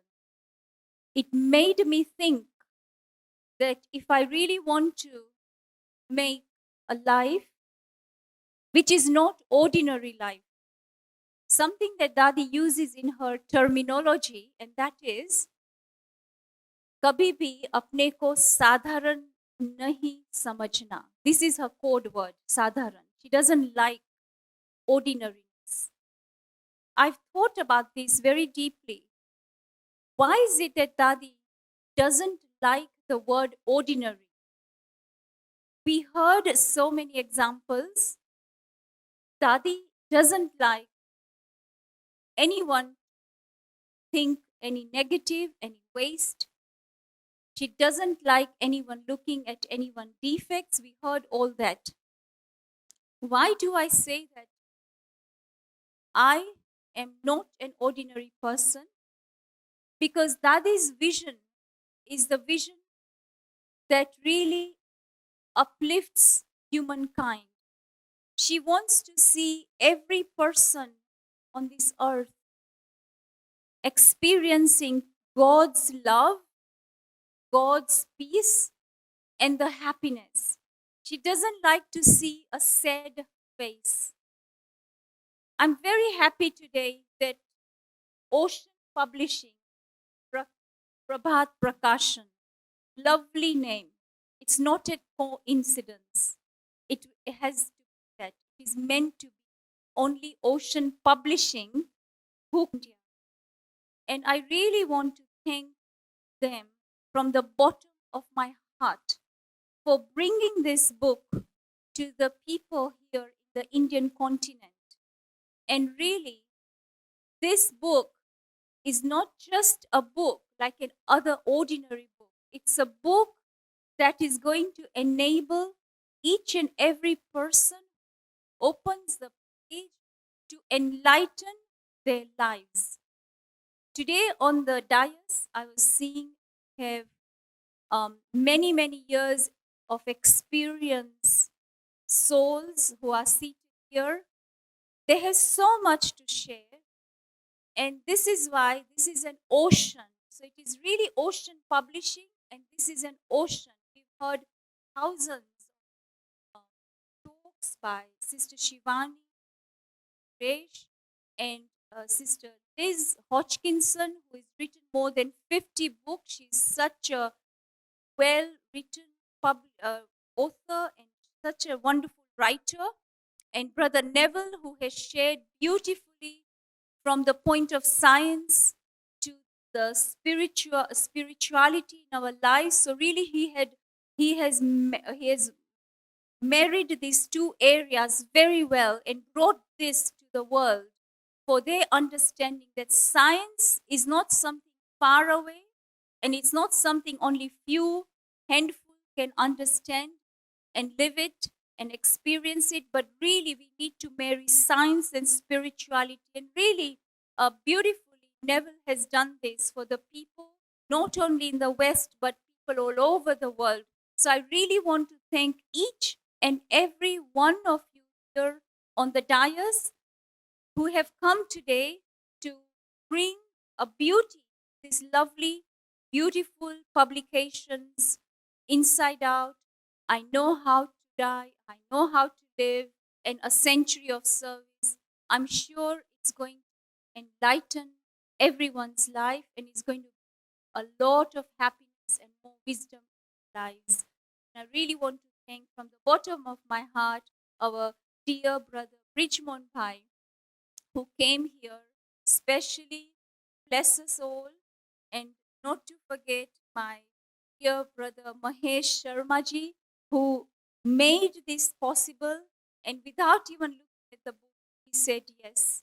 And I really want to thank you all, and I mean, thank you is a very small word, and all the behind the stage and also the sound room, the videos, the peace of mind channel, video brothers who are present here, the cameramen, and also the Chinmaya Mission owners who have given this place to us for this function, no matter how many functions are going on in this place, but this is a very special day today. So I want to thank everyone, and not forgetting my brothers and sisters who are present here, who have traveled in this traffic of Delhi.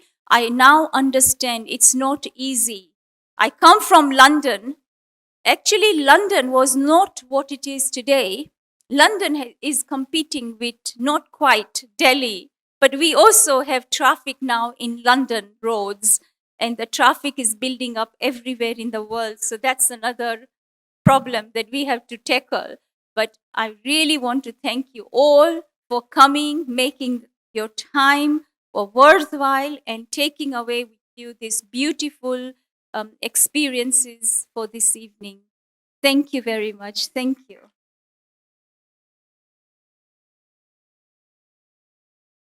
Brahma Kumari की ओर से मंचस्थ अभ्यागतों का स्वागत करने के लिए उन्हें प्रतीक चिन्ह देने के लिए मैं आमंत्रित करता हूँ।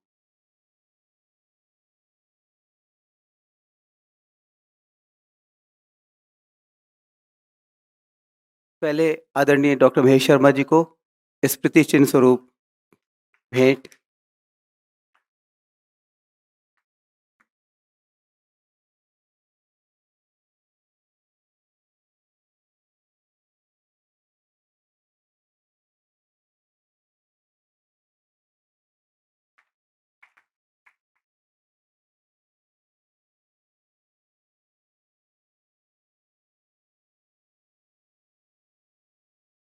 आदरणीय ब्रजमोहन भाई जी,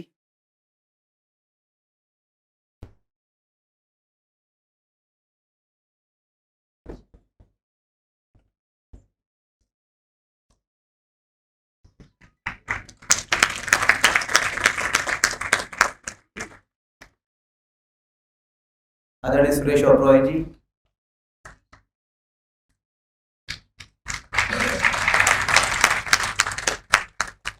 आदरणीय शिवानी बहन जी,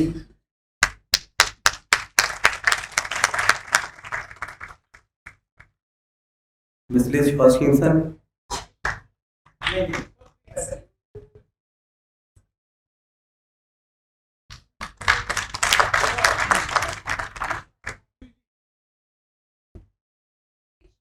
पूरी योजना यूजी ने बनाई।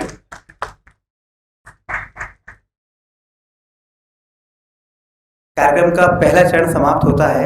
इसके बाद पहला डिस्कशन होगा जिसमें दोनों ऑथर्स सुरेश भाई और शिवानी बहन रहेंगे, तो और उसके बाद जलपान होगा। अच्छा अच्छा ठीक। दीदी ने बोला था कुछ ना कुछ हम लोग आज होमवर्क लेके जाएं और दादी जानकी की बातों में से कुछ ना कुछ सीख लें। तो मुझे दादी जानकी की सबसे अच्छी बात ये लगती है कि मेरी आदत थी, जब भी कोई गलती करके आता था उसको मैं बोलता था ये तो यार बेकार ही है, ये तो और भी करेगा, तू तो हमेशा ही ऐसा रहेगा, तू तो कभी नहीं सीखेगा। दादी जी ने हमेशा एक चीज़ बोली, बोलना ठीक हो जाएगा, ठीक हो जाएगा, अच्छा हो जाएगा, सब ठीक हो जाएगा। तो मेरा ये होमवर्क है, आप लोग अपना अपना लीजिए। मुझसे एक एक सवाल राइटर से पूछना है। अगर आप कृपया इधर ध्यान दें 2 मिनट के लिए।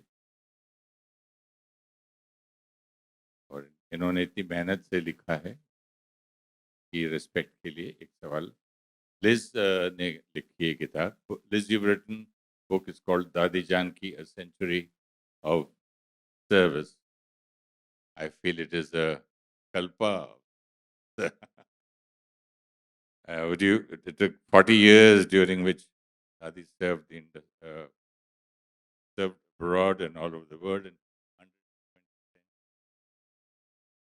120 I mean, tell us a little bit about how did she do this? What were her main qualities?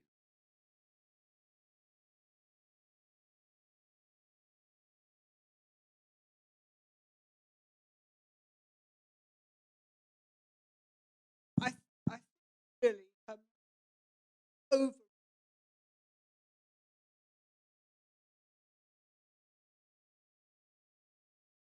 one of her many sterling, unusual qualities. I think that would come top of the list.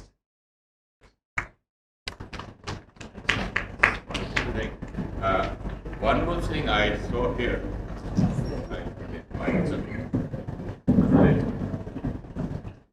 Yeah. One more thing I saw all over the world when I wanted to learn meditation and this and that. Which get ideas out of it, they will give so much money for that, 5,000 for this, 6,000. How did the whole thing, is it possible that she did everything without charging? Actually, that is another amazing thing, that although Daddy came to the West with no money, nowhere to live, and no premises in which to hold a class, she had a policy of never charging for any events. And the Brahma Kumaris still hold to that. And I just wanted to... Have I got a little minute to explain how I think that works? Sure.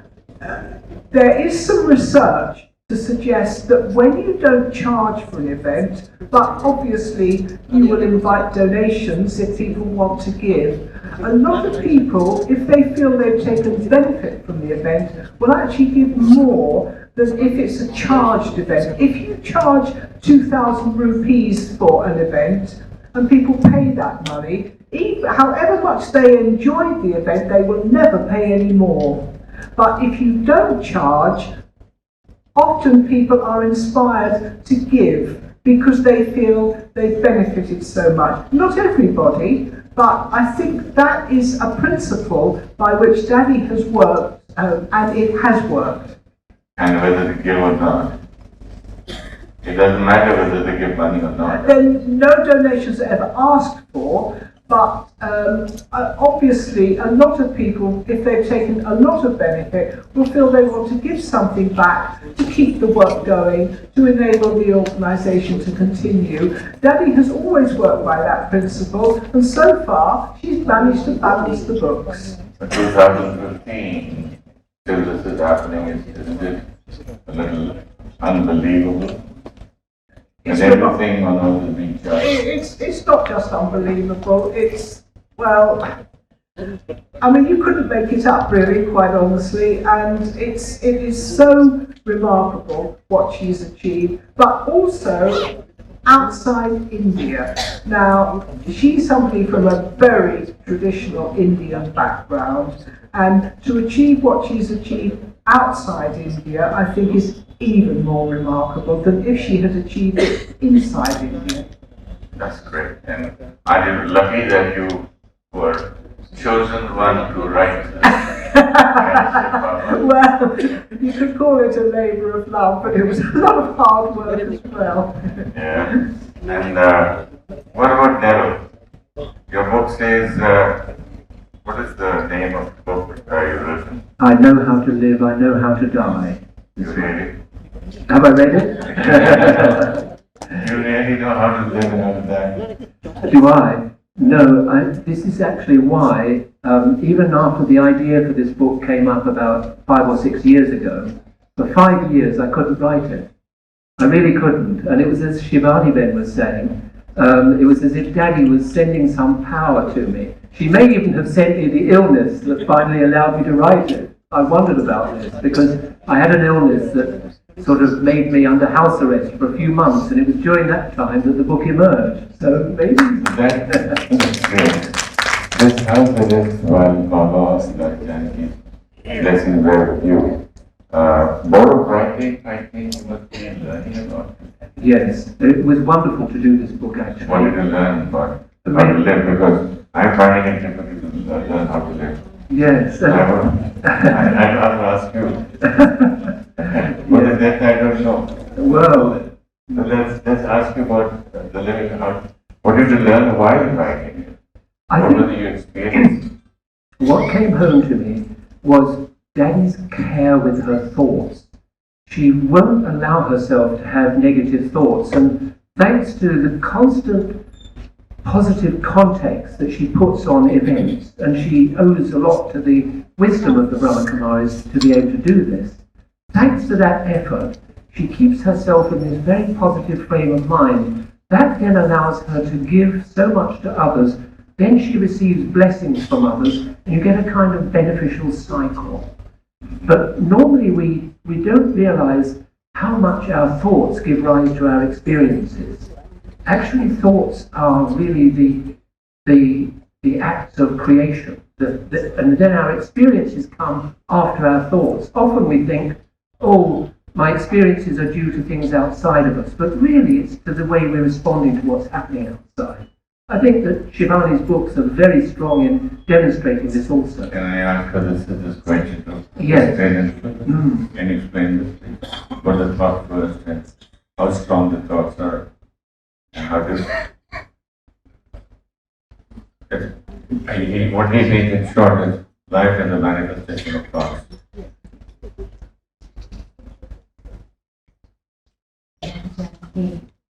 हमें practically करके दिखाते हैं और उनका जीवन ही practical proof है कि जो थॉट वो क्रिएट करते हैं वही उनका भाग्य बनता है. I have practically seen it many times that she is being treated by the doctors, and one night before the doctor will say, I'm sorry Daddy, tomorrow you cannot travel to Abu. And there will be one whole team of doctors who will come to convince her that tomorrow you cannot travel. And she smiles at them. She does not argue with them. She smiles at them as if saying, you can say what you want, but tomorrow is in my hand, not in your hand. She is a master of her destiny. She's not dependent on situations, on people, and she's not dependent on what her body does. She rules her body. She does not allow her body to rule her. That is her power of her thoughts. And next morning, even though over a period of time, everybody has come to know this personality of hers, even her doctors know. So they're very sure that next morning when she says, I'm going to leave, they're all prepared that tomorrow morning whichever know is sorry, you cannot leave. But जैसे कहा संकल्पों से उनकी भी बुद्धि फिर जाती है और नेक्स्ट डे मॉर्निंग वो भी हाँ हाँ करने लगते हैं कि हाँ जी आप जा सकते हैं, आप जा सकते हैं. That is the power of her thought. So her thought, we see how it gets manifested into reality, and actually it's true for all of us. It's just that we need to have this power in our thoughts. But her thoughts are so powerful because she creates very few thoughts. We create too many thoughts.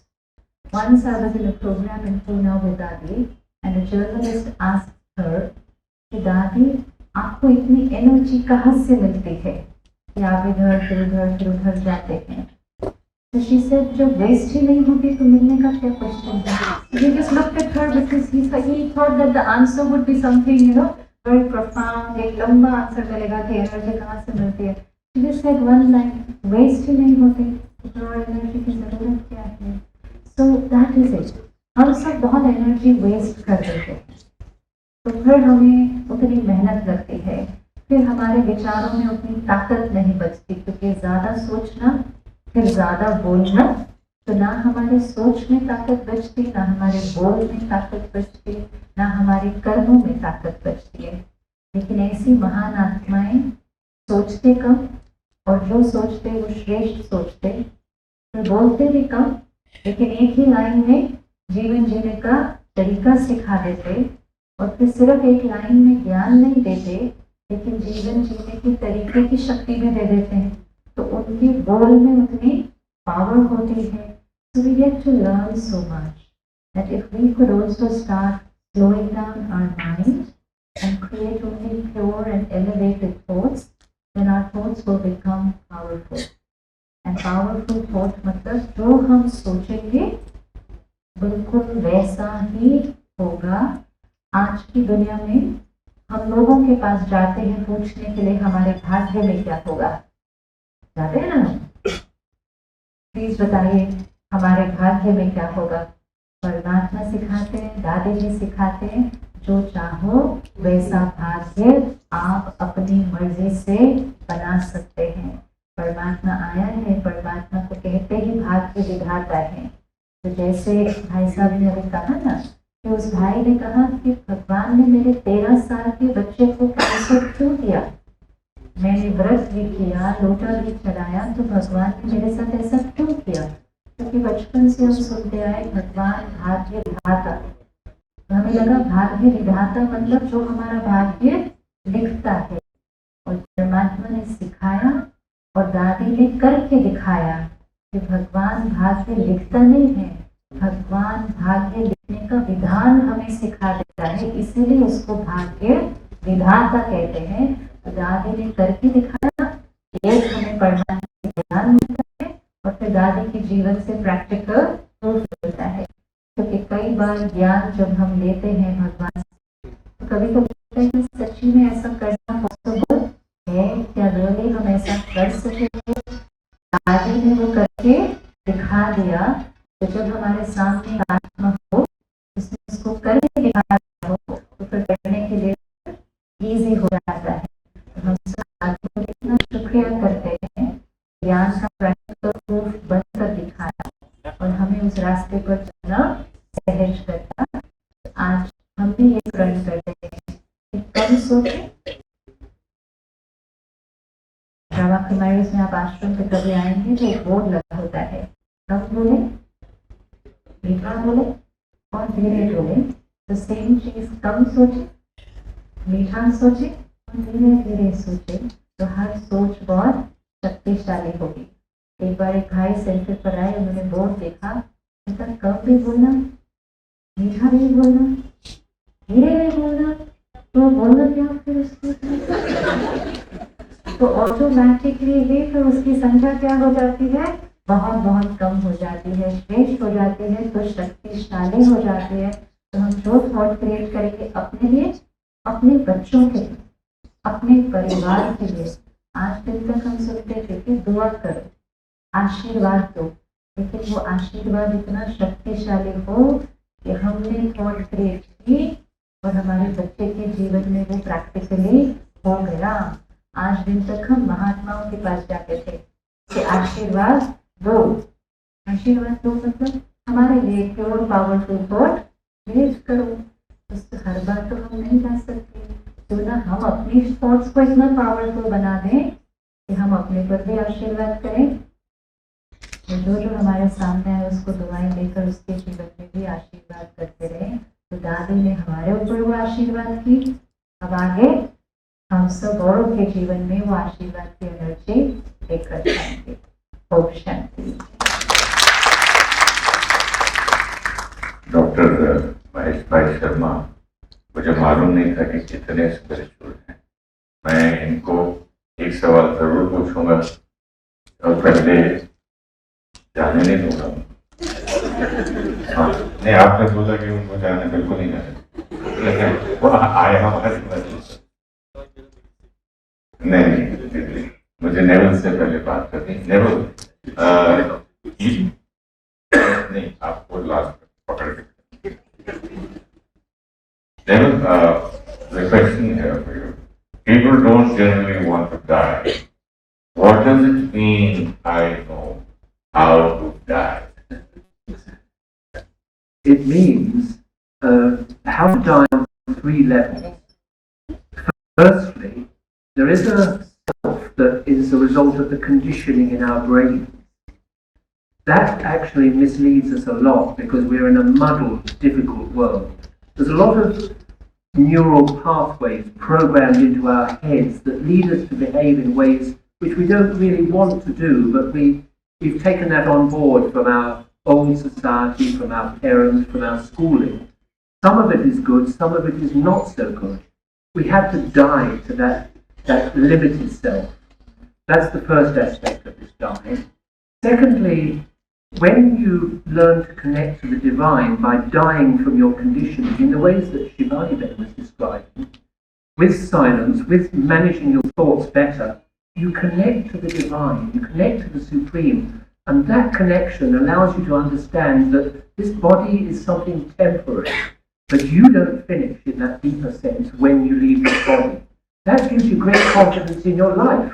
It takes fear out of your life. So that's really, those are the two main aspects of dying that I feel Daddy has taught us. एक सवाल भाई साहब से पूछ के meditation करेंगे, खत्म कर देंगे। भाई साहब कहते हैं जैसा धन वैसा अन्न, और जैसा अन्न वैसा मन, तो जैसा मन वैसे फिर कर्म विचार वैसी डेस्टिनी वैसा है बात। तो ये जो मन की बात चल रही थी और जिसने भी ये कहा कि जो आप सोचते हैं आप एक जीवन बनाते हैं, उस पर आप थोड़ी रोशनी डाली, एक छोटी सी मेडिटेशन करके हम खत्म करेंगे। Last question.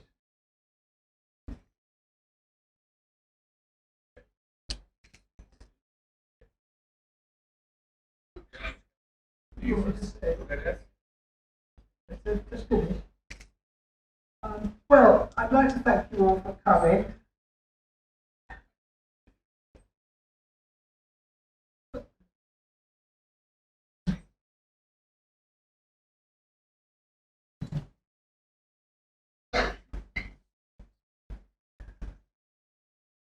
चेहरे के भाव पढ़कर हम मन की बात जान लेते हैं, और विचार सुनकर हम उसके बारे में सब कुछ जान लेते हैं। मैं समझता हूं इस भाव को ही, चाहे वो आध्यात्म का कहें, स्पिरिचुअलिटी कहें, या कोई और योगिक क्रियाओं या मेडिटेशन का हिस्सा कहें, क्या आखिरकार हमारी अभिव्यक्ति विचारों की, मन की किस तरह से होती है। संत प्रवृत्ति जिसे हम कहते हैं कि खाना मिल गया ठीक है, नहीं तो भूखे रह लेंगे, कपड़े मिल गए ठीक है, नहीं नंगे रह लेंगे, छत मिल गई ठीक, नहीं पेड़ के नीचे जीवन पूरा कर लेंगे। इस संत प्रवृत्ति के लोगों का कहावत है कि जो दिल में है वो जबान पर, होठ पर हो जाए। तो सच्ची आध्यात्म वही है, और जहां दिल और जबान के बीच में प्रतिद्वंद होता है, वह प्रतिद्वंद अपने आप में रिफ्लेक्ट करता है डिप्रेशन को, हाइपरटेंशन को, और फिर बाकी दुनिया भर की चीजें। तो सच है कि जब मन के भाव हमारे इतने सुंदर हो, निर्मल हो और शांत हो, तो हम कम से कम आज के जो युग की जो सबसे बड़ी जो दो बीमारियां हैं, अगर से 10 साल का बच्चा आके जब हमसे कहता है डॉक्टर के नाते कि साहब मुझे डिप्रेशन हो रहा है, और मैं जब डॉक्टर बन गया तब तक मुझे नहीं समझ में आया था कि डिप्रेशन होता क्या है। मुझे सच में ये भी नहीं पता था कि सिर में दर्द होता है तो कैसे होता है, यहाँ होता है, यहाँ होता है, कैसे होता है, क्योंकि हुआ ही नहीं। और 10 साल का बच्चा जब ये कहता है डिप्रेशन हो रहा है, और उसकी माँ आके ये कहती है इस बच्चे को एसिडिटी ज्यादा होने लग गई है, तो आप समझिए ये हमारे जो मन और यहाँ के बीच में जो विकार पैदा हो जाता है, जब उसका तारतम्य नहीं रहता, तो हम सब चीजें इसकी तरफ चले जाते हैं कि डिप्रेशन, हाइपरटेंशन, एसिडिटी और दुनिया भर के विचार। और इसका एक समाधान होता है। हमारे मेडिकल में एक मजाक है, परमिशन लेके सुरेश भाई की कह रहा हूं, उसने लिखा है कि गधे को 3 बीमारी नहीं होती। तो पहले तो उसने सवाल पूछा आदमी और गधे में क्या फर्क है। तो हमारे यहाँ बड़े ज्ञानी बैठे हुए इतिहास संकलन समिति के अध्यक्ष हैं बाल मुकुंद जी, बड़े लर्नेड आदमी। तो उन्होंने, किसी ने बताना शुरू किया, बोले उसके 4 टांग होती है, उसके 2 होती है, उसकी इतनी लंबी पूंछ होती है, उसकी छोटी होती नहीं, उसके कान होते हैं बड़े, उसके ये होते हैं। तो फिर किसी इनके जैसे ज्ञानी ने बताया कि नहीं, बोले मैं बताता हूँ। बोले गधे को 3 बीमारी नहीं होती, एसिडिटी, डिप्रेशन और हाइपरटेंशन नहीं होता। और उसके पीछे उसने कारण दिया कि बोले चौराहे पर अगर आप किसी को, मुझे और सुरेश भाई को खड़ा कर दो, आप दोनों खड़े रहो, मतलब मुझे आप गधा मान ले और सुरेश भाई को सुरेश भाई मान ले, और कहते हैं आप थोड़ी देर खड़े रहो यहाँ, तो आप समझिए गर्दन नीचे गर्दन करके मैं खड़ा रहूंगा काफी देर तक, सुरेश भाई के भाग जाएंगे, देखो ये गाड़ी तेजी से लाके आ रहा है, मुझे ही मारेंगे। और वो गीता का सबसे बड़ा साधक वही गधा है, वो खड़ा रहता है कि अगर उसने मारना है तो मर जाएंगे, शांत प्रभाव से खड़ा रहता है, कहीं नहीं हिलता, चौराहे में बिल्कुल बीच में खड़ा रहे। और बुद्धिजीवी बुद्धिजीवी मुझे बुद्धिजीवी अब भागता है, सबको भगाना है। Can you envy this for meditation? Is it okay? With your permission? Meditation करो। भाई साहब जो कह रहे थे बुद्धिजीवी, एक्चुअली उसका सही भाव है अहंकारी, है ना, अहंकारी। तो हम आज I know how to die, हम अपने अहंकार से आज मरते हैं। तो जब अहंकार को खत्म करते हैं तो हमारा पुनर्जन्म होता है, और वो पुनर्जन्म में संस्कार बदलते हैं, हमारी नेचर बदलती है, पुरानी बातें जो हमने पकड़ के रखी थी वो भूल जाते हैं, क्योंकि हम मर गए ना उस जीवन से। पुराने रिश्तों में जो गांठें पड़ी हुई थी वो खत्म हो जाती हैं, क्योंकि हम मर गए ना उस जीवन से। परमात्मा कहते हैं जब ज्ञान मिला तो आप पुराने जीवन से मर गए। तो आज सारी पुरानी बातें, सब गांठें जो पकड़ के रखी हो, इसका उसका, इधर का उधर का, उस सब से आज मरकर नया जीवन, दिव्य संस्कार। क्योंकि हम जब 4 बजे आए थे तो कलयुग से आए थे, और 6 बजे कौन से युग में जाएंगे? सतयुग में जाएंगे। बाहर जब जाएंगे, जैसे वो सिस्टर ने कहा था उस टाइम, वो नहीं है अभी, सामने वाला कलयुग तरह से व्यवहार करेगा, लेकिन हमें कौन सा व्यवहार करना है? सतयुग वाला। तो फिर हमारा नया जीवन हुआ ना। तो जब इस पुराने जीवन से मर गए तो नए जीवन में जीना बहुत सुंदर और बहुत डिवाइन होगा। Let's sit back for 2 minutes. मैं डिवाइन आत्मा हूँ, आई एम डिवाइन सोल। जब आज हम यहाँ इस हॉल से बाहर चलेंगे, प्रसाद लेंगे बाहर चल के, बिल्कुल साइलेंस में, फरिश्तों की तरह परमात्मा की याद में बना प्रसाद स्वीकार करके, और फिर हम साइलेंस में घर जाएंगे, अपनी वो आसपास की सभी आत्माओं को सिर्फ देने देने और देने के लिए। कंफर्टेबल होकर बैठते हैं, रिलैक्स। फोटो भी नहीं खींचेंगे। आप फोटो खींचेंगे ना तो कोई मेडिटेशन ही नहीं करता। कंफर्टेबल, अपने आप को देखें। ये शरीर मेरा कॉस्ट्यूम है, मैं शरीर को चलाने वाली शक्ति, द पावर, कॉन्शियसनेस, मैं आत्मा। मेरी हर सोच, हर फीलिंग, हर बोल और हर कर्म मेरी चॉइस है। मैं आत्मा, जो डिवाइन आत्मा हूँ, सतयुगी आत्मा हूँ। जिन देवी देवताओं की मैं आत्मा आज तक महिमा करती आई, वो दिव्यता मुझ आत्मा का अपना संस्कार है। Divinity is my nature, my personality, my original संस्कार। आज से सीन आफ्टर सीन इस जीवन की यात्रा में जैसे हम यहाँ से बाहर चलेंगे, दुनिया वैसी ही होगी, परिस्थितियां भी सामने आएंगी, लोग भी वैसे ही होंगे जैसे हम पीछे छोड़कर आए थे। But I go out from here with a new consciousness, with a new way of thinking, a new way of living. I am the divine soul. No expectations. I only give, give and give. प्यार देना, respect देना, खुशी देना, देना, देना और देना, ये सतयुग है,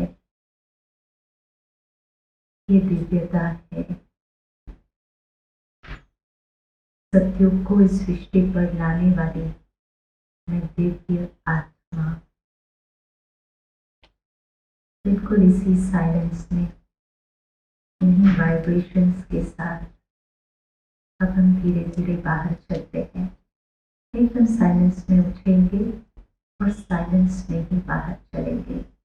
ऐसे फरिश्ते उठते हैं, एंजल्स, आज एंजल की तरह बाहर चलकर हम प्रसाद देकर फिर प्रस्थान करेंगे। उठते जाइए सभी एकदम धीरे साइलेंस। फरिश्ते कैसे उठते हैं? सोच बदलती है, व्यवहार बदलता है, कर्म बदलते हैं, जीवन बदल जाती है।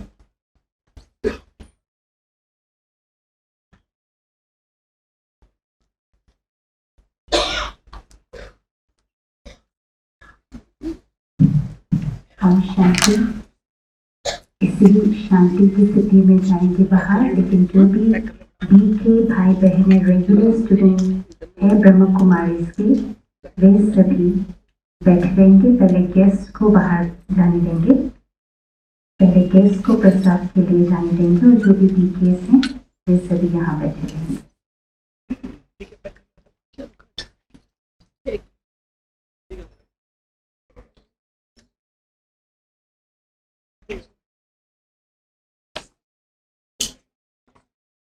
Yeah.